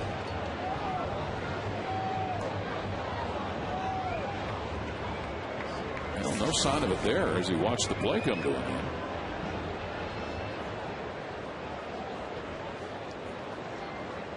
So Orlando Cabrera will be the one-out hitter. Kuo last year, 35 games with the Dodgers. He had appearances with 3 different teams in their organization: Albuquerque at AAA, Inland Empire, and Glendale. Back in 2000, had Tommy John surgery. Cabrera, the one-out hitter, bounces it over Kuo into center field for a base hit. Well, Cabrera's making the best of his ground balls tonight. He's hit one in the shortstop third base hole. He's laid down a perfect bunt, or at least a swinging bunt, and drops one over the pitcher's head there with a 25 bouncer up for a base hit. So his third knock of the night. There's a look at what Mike Leake has done. Again, gave up a couple in the first inning and has been scrapping ever since.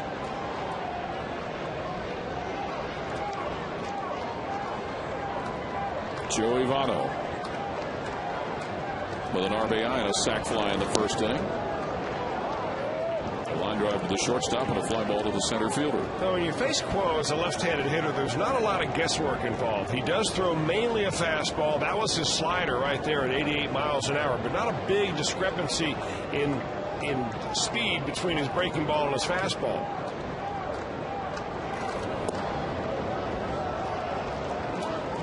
Pitching carefully to Joey Votto.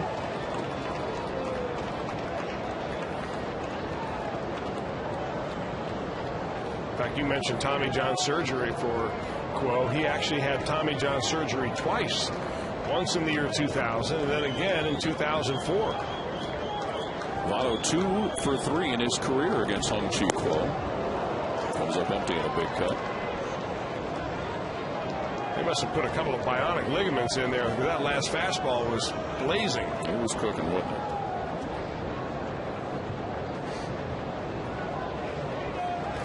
Count 2-1 on Joey Votto with an out. On a close play on Dickerson at first. Count favors Votto now at 3-1. Joey Votto with a home run in the first inning last night. Homered in the fourth inning on Tuesday night. Has never homered in 3 consecutive games. How's that for a reverse jinx? Good eye by Joey Votto. They trot down with the first walk surrendered by Dodger pitching tonight. This week on Fox Saturday Baseball, Alex Gonzalez and the defending World Series champion Yankees head to Anaheim in a rematch of last year's ALCS. Coverage of Fox Saturday Baseball presented by Lowe's begins this week at 4 p.m. on Fox.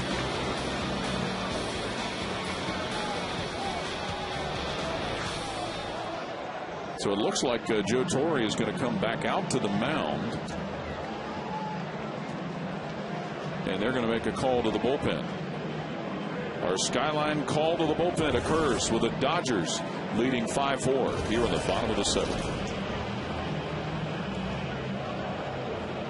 All full price paying guests to the hall on Friday, Saturday, or Sunday this month receive a free copy of the opening day book valued at $35. For more information, call 765-7923 or visit reds.com/HOF. Rick Walls, the executive director of the Hall of Fame, was up here earlier tonight dropping off a couple of copies for us to peruse and talk about. We'll get a chance to show you that a little later on here.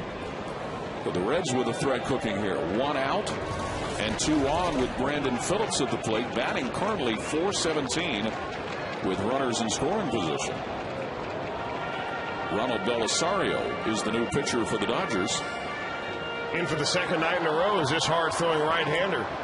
He was just yesterday reinstated from the restricted list after having visa problems, missing the entire amount of spring training.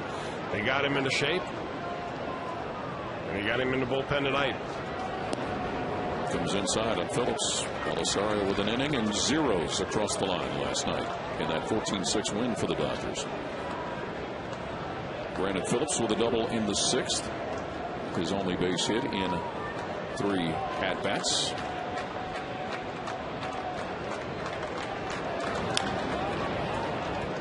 Cabrera at second, Votto at first. The Reds down a run. Nice natural action on that fastball that Belisario fires up in the low 90s. He appeared in 69 games for the Dodgers last year, had the second lowest earned run average among all National League rookies. Make that into major leagues among rookie pitchers. Impressive. Belisario 1-1 on Phillips. Now 2-1. With 1 out, Cabrera, a single, Votto a walk. And that 1 out was a close one. Dickerson with a bunt that was fielded by DeWitt and just barely nipped Dickerson. Phillips to DeWitt on the line drive. Could be 2.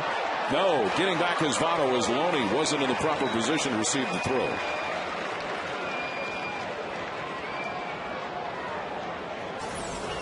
Well, heading into some bad luck right there, but they've been out there for a long time and with gloves. Heads up play by Votto, doing whatever he can, just trying to get back. The throw takes Loney offline, and the Reds are still breathing in this inning. And Scott Rolen charged with trying to continue the inning. Well, we've seen Blake DeWitt make some pretty good plays out there this series at second base. Arthur Rhodes is warming in the Reds bullpen. Rolen tonight, a couple of fly balls to center field and a ground out to short. And a ball that he hits high in left center field. Going back, and it is off the wall. That's going to bring 2 runs in as Rolen hits second base, and a 2-run double for Scott Rolen. The Reds reclaim the lead.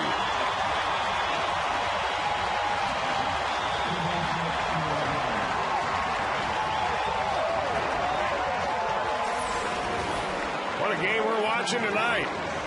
A high fastball that Scott Rolen negotiates way up in the air, way high off the left center field wall. Matt Kemp makes a great effort to try to come down with this ball, but he just can't quite catch up to it. He bangs off the wall, and with 2 outs, both runners come around to score, and the Reds have retaken it again. What a seesaw contest this evening. And Jay Bruce, who homered in his last at-bat, is going to be intentionally walked. Vicente Padilla threw him a ball that would barely dent a stick of margarine, and Bruce knocked it into the bullpen.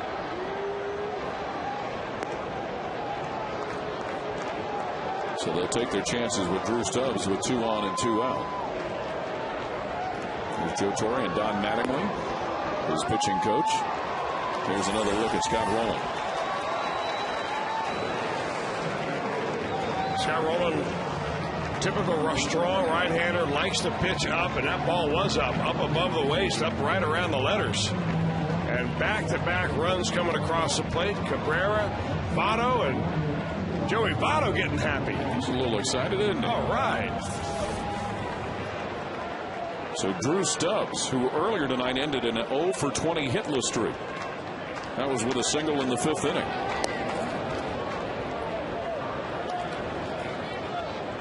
Mike Leake. Not going to say it.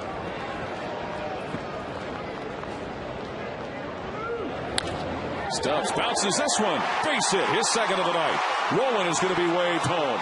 The throw will be cut off at the mound, and they're going to get the run in for the Reds, and retreating back to first safely is Stubbs. 2-run advantage.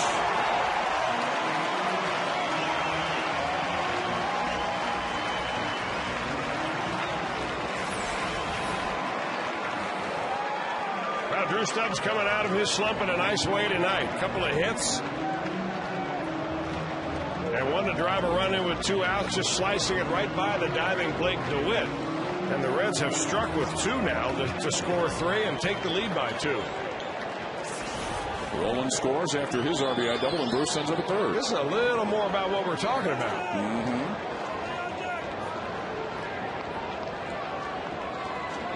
Ryan Hanigan at the plate.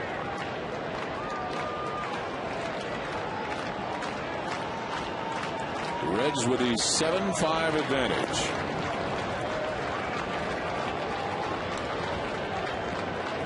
Hanigan looking for his 3rd hit of the night.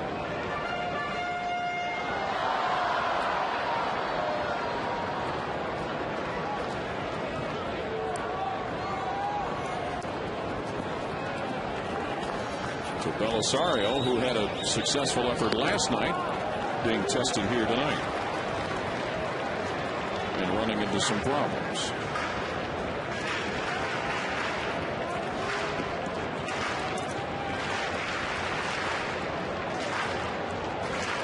Ryan Hanigan was singles in his last 2 at-bats after striking out in the 2nd. Miguel Cairo is on deck, ostensibly to bat for Mike Leake.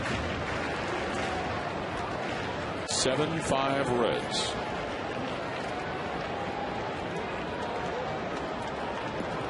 As the lead has gone back and forth.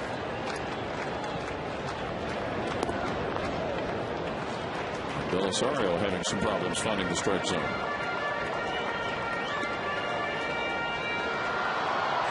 A single by Cabrera, a walk to Votto. Then a line drive by Phillips, 2-run double by Rolen, intentional walk Bruce, and an RBI base hit by Drew Stubbs. They've gotten this game to 7-5, favor the home team.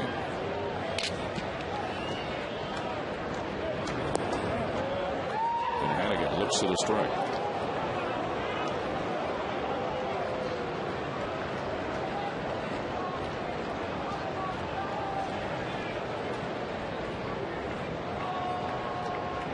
Three runs already here in the bottom of the 7th for the Reds, after scoring 2 in the 6th, 1 in the 5th, and 1 in the 1st. Belisario to Hanigan. High chopper by Blink. One more run comes in. Jay Bruce scoring. RBI base hit by Ryan Hanigan. One more run for the Reds, who lead at 8-5. Well, whereas it seemed like last night everything the Dodgers hit found a hole, tonight it's the Reds' turn to get some good fortune. This high chopper, one of 2 or 3 we've seen tonight going through the infield, bouncing over the gloves of the third baseman and the shortstop. Ryan Hanigan gets into the hit parade with 3 of them on the night. Miguel Cairo, the pinch hitter here in the 7th inning. And time to remind you, Reds fans, to have some fun in the kitchen with family and friends this summer using JTM beef and chicken Philly kits or their beef hoagie kits. JTM, food, family, fun. So Mike Leake's night done. 7 innings, gives up 8 hits, 5 runs. Struck out 8.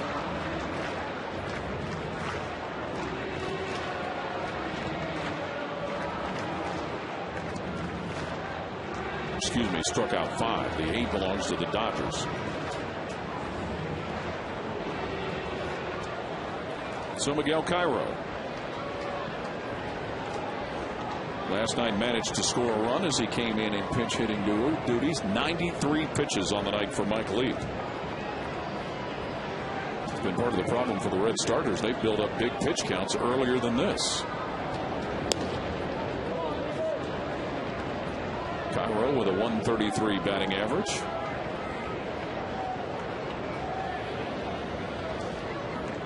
Stubbs at second, Hanigan at first. At 4 in already here in the bottom of the 7th for the Reds. Cairo pops this one. It should end the inning as for Cal. And shallow left will put it away. But a 4-run 7th inning for the Reds. The big blow, a 2-run double by Scott Rolen. 8-5 Reds.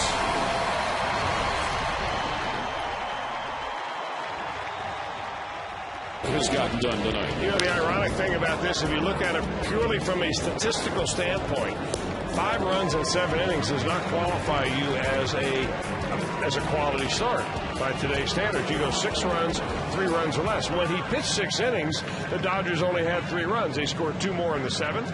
That's what put him over the edge. But the Reds have come back and scored 4 runs in the 7th to put him right now in a position to win his first major league game. And on board to try to secure that win for him is the veteran Arthur Rhodes, left-hander coming out of the bullpen with another great year and another nice and sterling earned run average under 2.0. So Arthur Rhodes will toe the rubber. Andre Ethier was the guy that started the hit parade tonight with a 2-run homer in the top of the 1st for the Dodgers. Will climb into the box. 8-5 Reds with the lead, thanks to a 4-run 7th inning. After that home run, Ethier twice has bounced out to Brandon Phillips at second.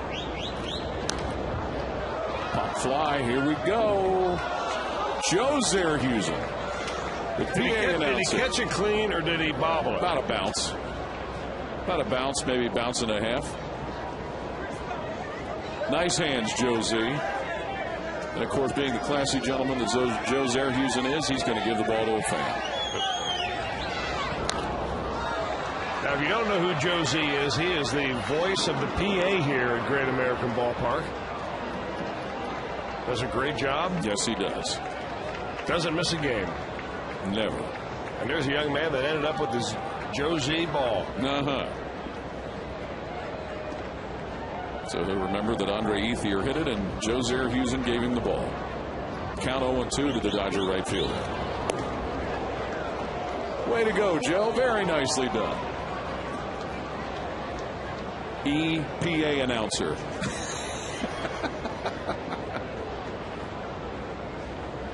There's Joe Z. He's going to hear about that for a while.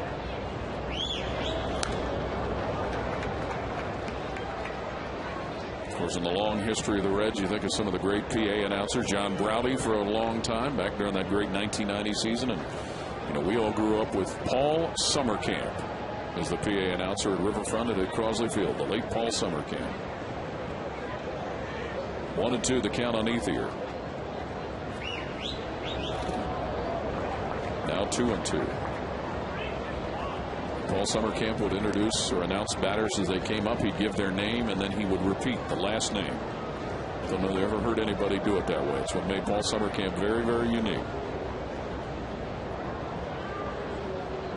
8-5 Reds with the lead. Count 2-2 with no.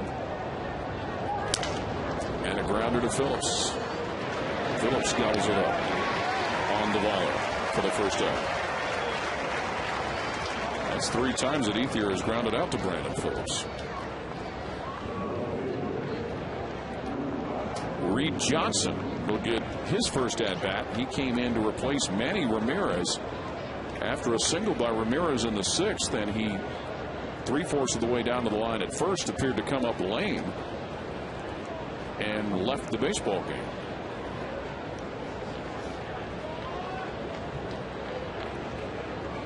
Johnson has appeared the last couple of nights.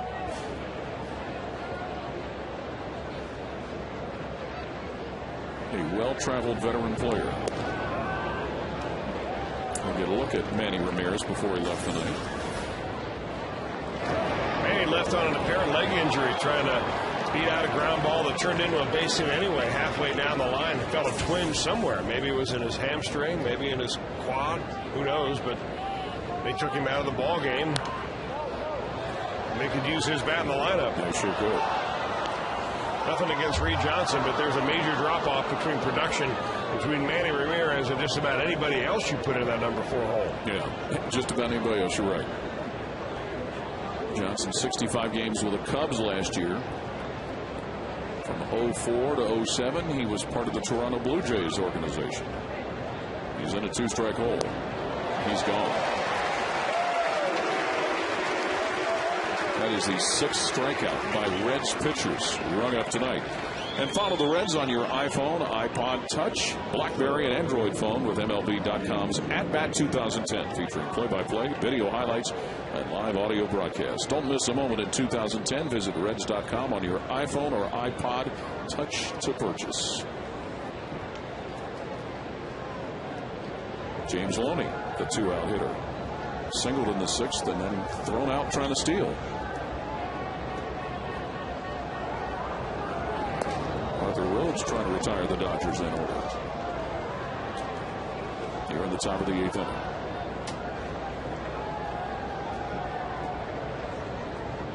Loney in this series with a couple of doubles and a couple of RBIs coming into tonight.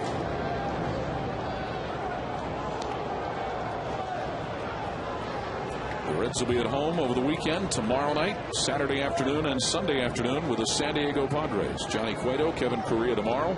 Bronson Arroyo, Wade LeBlanc Saturday afternoon. Homer Bailey, Clayton Richards Sunday afternoon.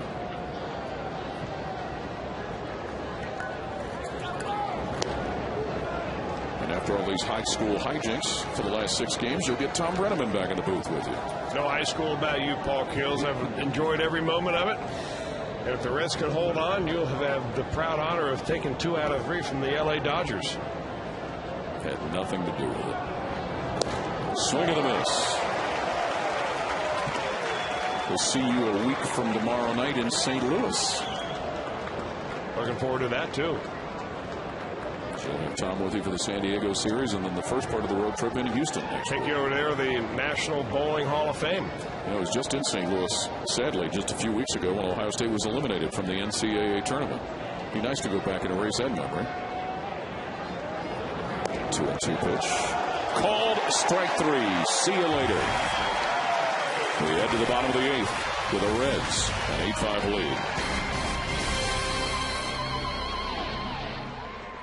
And it was a nice one turned in by Chris Dickerson in left. Boy, was it ever down the corner right there. Overran it a hair, but he was going full blast. And he's got the athleticism to reach behind him and make that catch. Even more impressive in slow motion. Our John Morrell hot dog play of the game. Reds with an 8-5 lead headed to the bottom of the 8th, and it is the aforementioned Chris Dickerson to lead off the inning. Started the bottom of the first for the Reds with an infield base hit, originally ruled an error, but then changed to a base hit. Since then, a couple of strikeouts and a ground out to second. And certainly no knock on Johnny Gomes, but you see Dickerson's play in left field, and it shows you what he brings from that angle of the game that Johnny Gomes necessarily does not. I don't think there's anybody that would argue with that. In fact, I would say that there are a lot of people around this ball club that think Chris Dickerson is the best defensive outfielder out there, especially when it comes to playing center field. Vying for playing time, of course, when Gomes gets hot, he's going to get the hand out there. He's going to get more playing time because of his superior bat. But there's a lot that Dickerson brings to the table. Grounded to Casey Blake at third base. Dickerson retired. George Sherrill, by the way, the new pitcher for the Dodgers.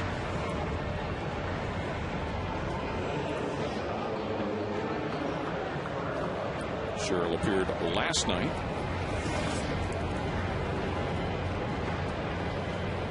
Worked a third of an inning, gave up a hit, walked a batter. Orlando Cabrera, 3-base hit night for the Red shortstop, including an RBI base hit in the 5th inning.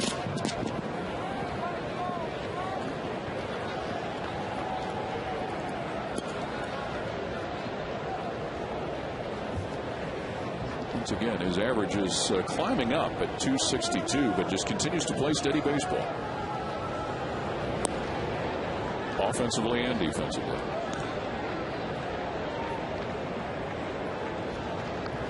On deck is Joey Votto.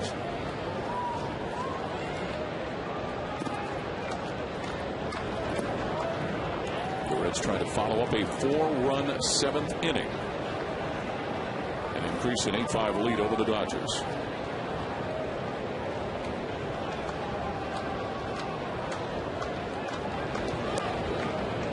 Ball 4 to Cabrera.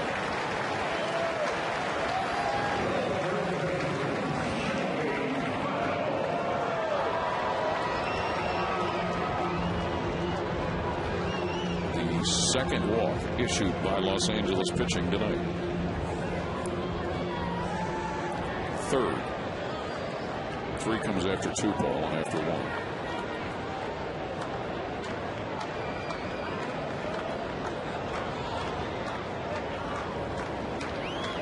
So in steps Joey Votto. Votto got the Reds' first run in the first inning with a sacrifice fly to left that scored Chris Dickerson.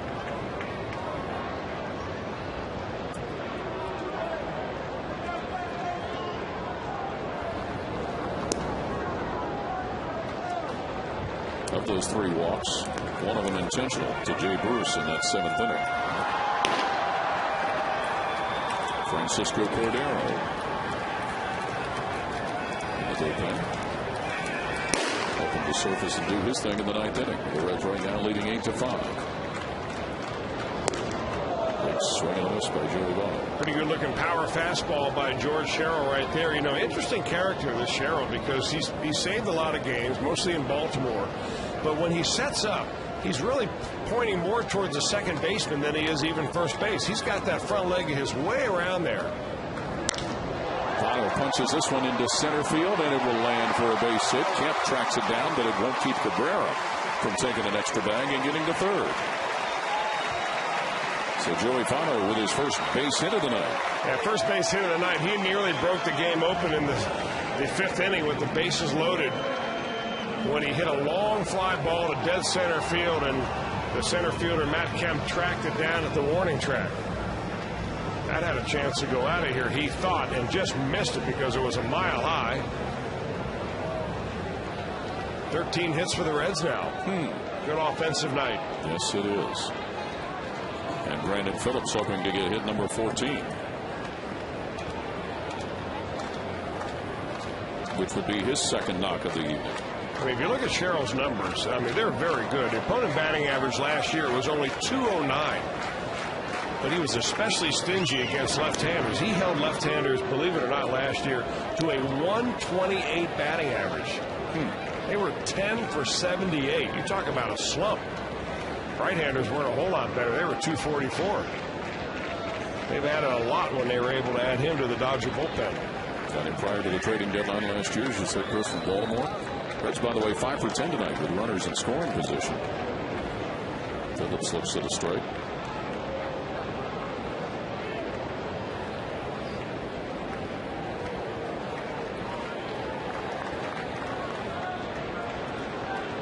.85 Reds with the lead, and Joe Torre's going to come out of the dugout again here in the middle of the at-bat and make a pitching change. With one out in the bottom of the 8th, Reds have the lead of 8-5 over the Dodgers.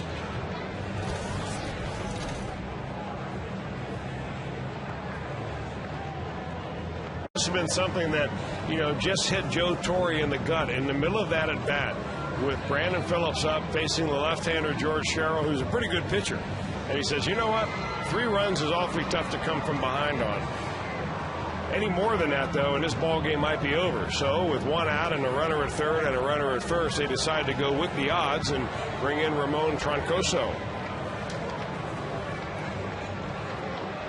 Brandon Phillips in a 1-strike hole due to the work of George Sherrill. The inning started with Chris Dickerson bouncing out to second, but a walk to Cabrera and a single by Votto have set up this situation. Cabrera at third, Votto at first. The right-hander Troncoso. Well, if you're in a Dodger bullpen, or in any bullpen for that matter, that has the manager named Joe Torre, you will be used and used often. Troncoso last year pitched in 82 2/3 innings, trailing only Todd Coffey as the most in the league, and then he was tied for the team lead with 73 appearances with Jonathan Broxton, their closer. Strikeout. Brandon Phillips comes up empty on that one for the second out of the inning.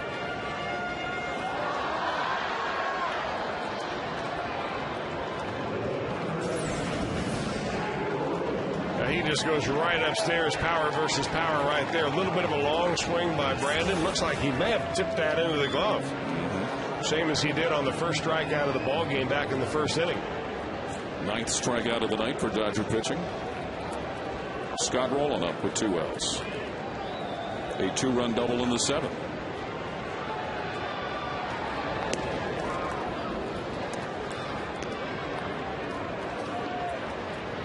The big blast in the game for the Reds, a 2-run homer in the 6th from Jay Bruce. Off the starter Vicente Padillo. 8-5 Redlegs. After that double, Rolen later came around and scored.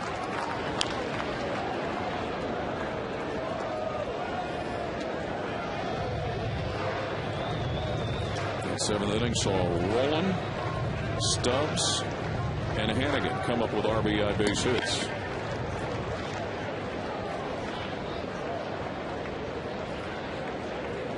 Count 1-1 to the Reds' third baseman.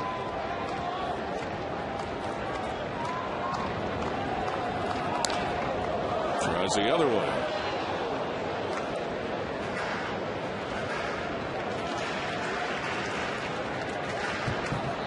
Even Scott Rolen's foul balls have got some heat on them. 1-2 the count. Cordero has been getting loose in the Reds bullpen. They'll come out in the top of the 9th. Troncoso trying to end the 8th for the Dodgers. 1-2 the count. 2-2 the count. Again, I want to remind everybody we were talking about the pitching lines and everything for the weekend series with the Padres. That Saturday game is an afternoon game. 1:10 first pitch. Remember, in most normal cases, the Reds usually have Saturday night games, but that is a day game this weekend. Check swing. Checked it in time. Count runs full. Saturday, yes.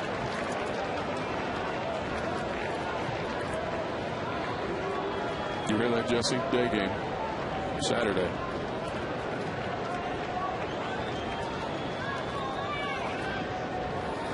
Cabrera at third. Votto at first. 8-5 Reds with the lead. Troncoso set on the mound. Swing and a miss by Votto. Inning comes to an end. The Dodgers get their 10th strikeout of the night. The Reds, however, have the 8-5 lead. Casey Blake strikes out. And Ryan Hanigan with a nice throw to nail Reed Johnson at third base. The Home Depot doing more on defense. Top of the 9th inning. Reds with an 8-5 lead, trying to make Mike Leake a winner for the first time this year. And give the Reds starters. Well, he's 3 outs away by Francisco Cordero, and Cordero has a 3-run lead. Really the easiest opportunity a closer will ever have. He is 4 of 5 this year in save opportunities. Casey Blake, who was on part of that highlight. A pop that Brandon Phillips gets in short right. 1 out.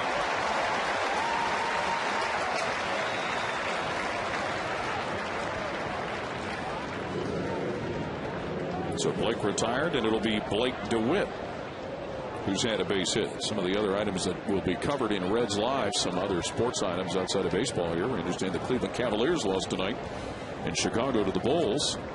And in the NFL draft with the 21st pick, the Bengals took tight end Jermaine Gresham from Oklahoma. Some more of that information coming up a little later on. 8-5 Reds with the lead over the Dodgers. In a game in which neither team seemed to want to hang on to the lead for a while. Cordero gets a strike on Blake DeWitt. Russell Martin, the on-deck hitter.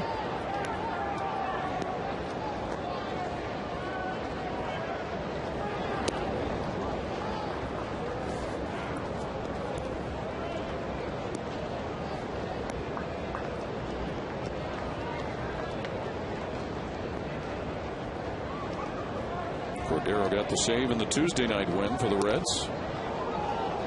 A game that was 11-9 in 1 inning of work.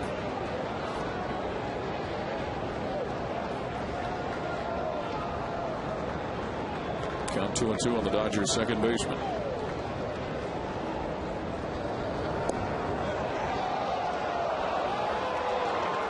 Sorry, read the count wrong off the scoreboard. It was 3-2 and a walk thrown by Cordero. So DeWitt will trot on down to first base. Well, it was walks that did Cordero in, and his only blown save, that was in Pittsburgh. I believe he walked the run, and I think walked also 3 batters in that inning. Has not had a lot of work lately.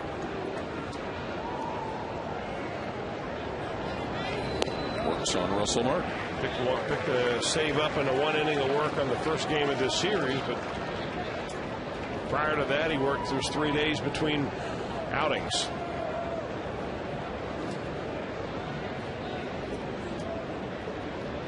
One pitch to Martin, reaches and comes up empty. And you'll see that a lot with Cordero. When he comes out there, one thing he does believe in, he's going to stay away from the hitter's strengths and really stay away from him. So if Russell Martin is going to do any damage, Cordero is going to make him hit the ball the other way and do his damage to the opposite field, if he throws it where he wants to.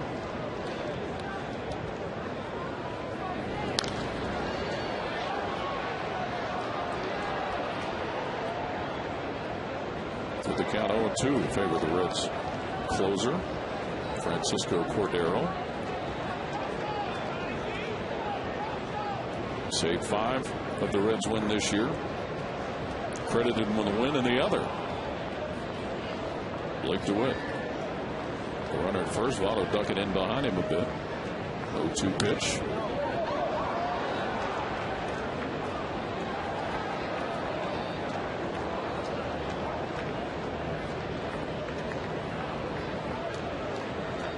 With what he did at the start of the inning here, Cordero has retired the first batter in all 9 of his appearances this year.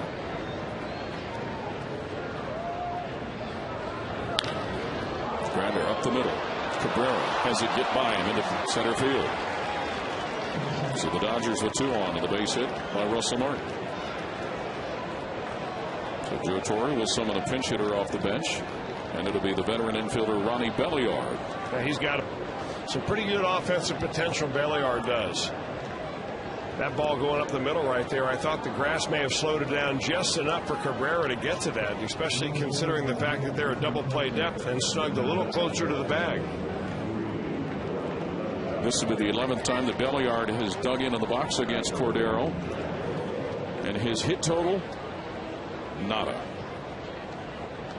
0. 2 on, 1 out. Reds with an 8-5 lead. Belliard, a well-traveled veteran. Milwaukee, Cleveland, Washington, St. Louis, and now Los Angeles.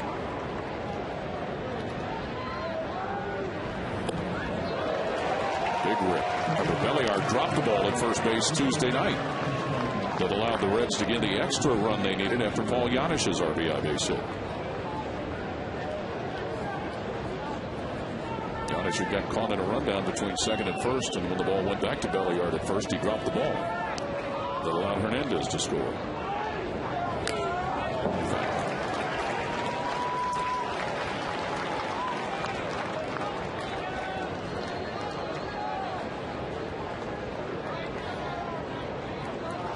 So the Reds trying to take 2 of 3 out of this series.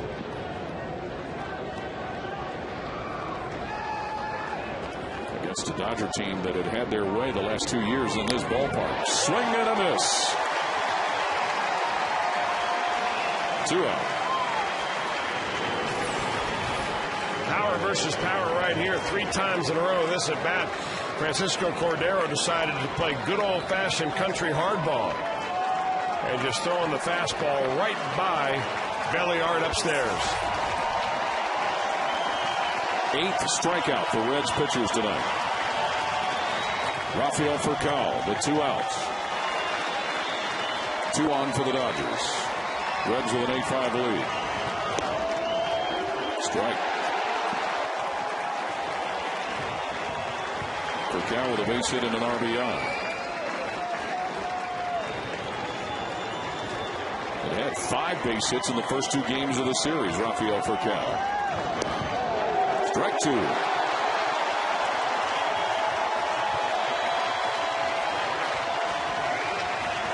Well, it seems like all of a sudden Cordero's kicked it into a different gear.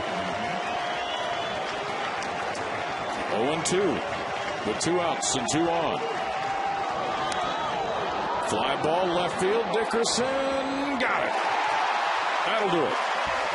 Back and forth the game goes, but the Reds get the victory. 8-5 as Francisco Cordero slams the door. Jay Bruce with a big blast in the ball game as he connected on a 2-run homer in the 6th inning. The Reds also were able to add more by plating 4 in the 7th. And they take 2 of 3 in the series from the Dodgers, and Chris, a starting pitcher, gets the victory. Well, congratulations to Mike Leake. You know, the first starting pitcher of the season for the Reds to pick up a win, and his first major league win at that. Couldn't have been coming a better time for the Reds. It was as dismal as it could be last night after that ball game in the thrashing that the Dodgers gave the Reds. But, hey, Leake was unnerved by what the Dodgers did last night. Came out and pitched his ball game, and an excellent job against a very good offensive club. A wonderful win against a very fine team. The Reds are going to go home happy tonight. Dusty Baker smelling victory in the air here at Great American Ballpark. That victory, 8-5. Reds over the Dodgers. We'll be right back.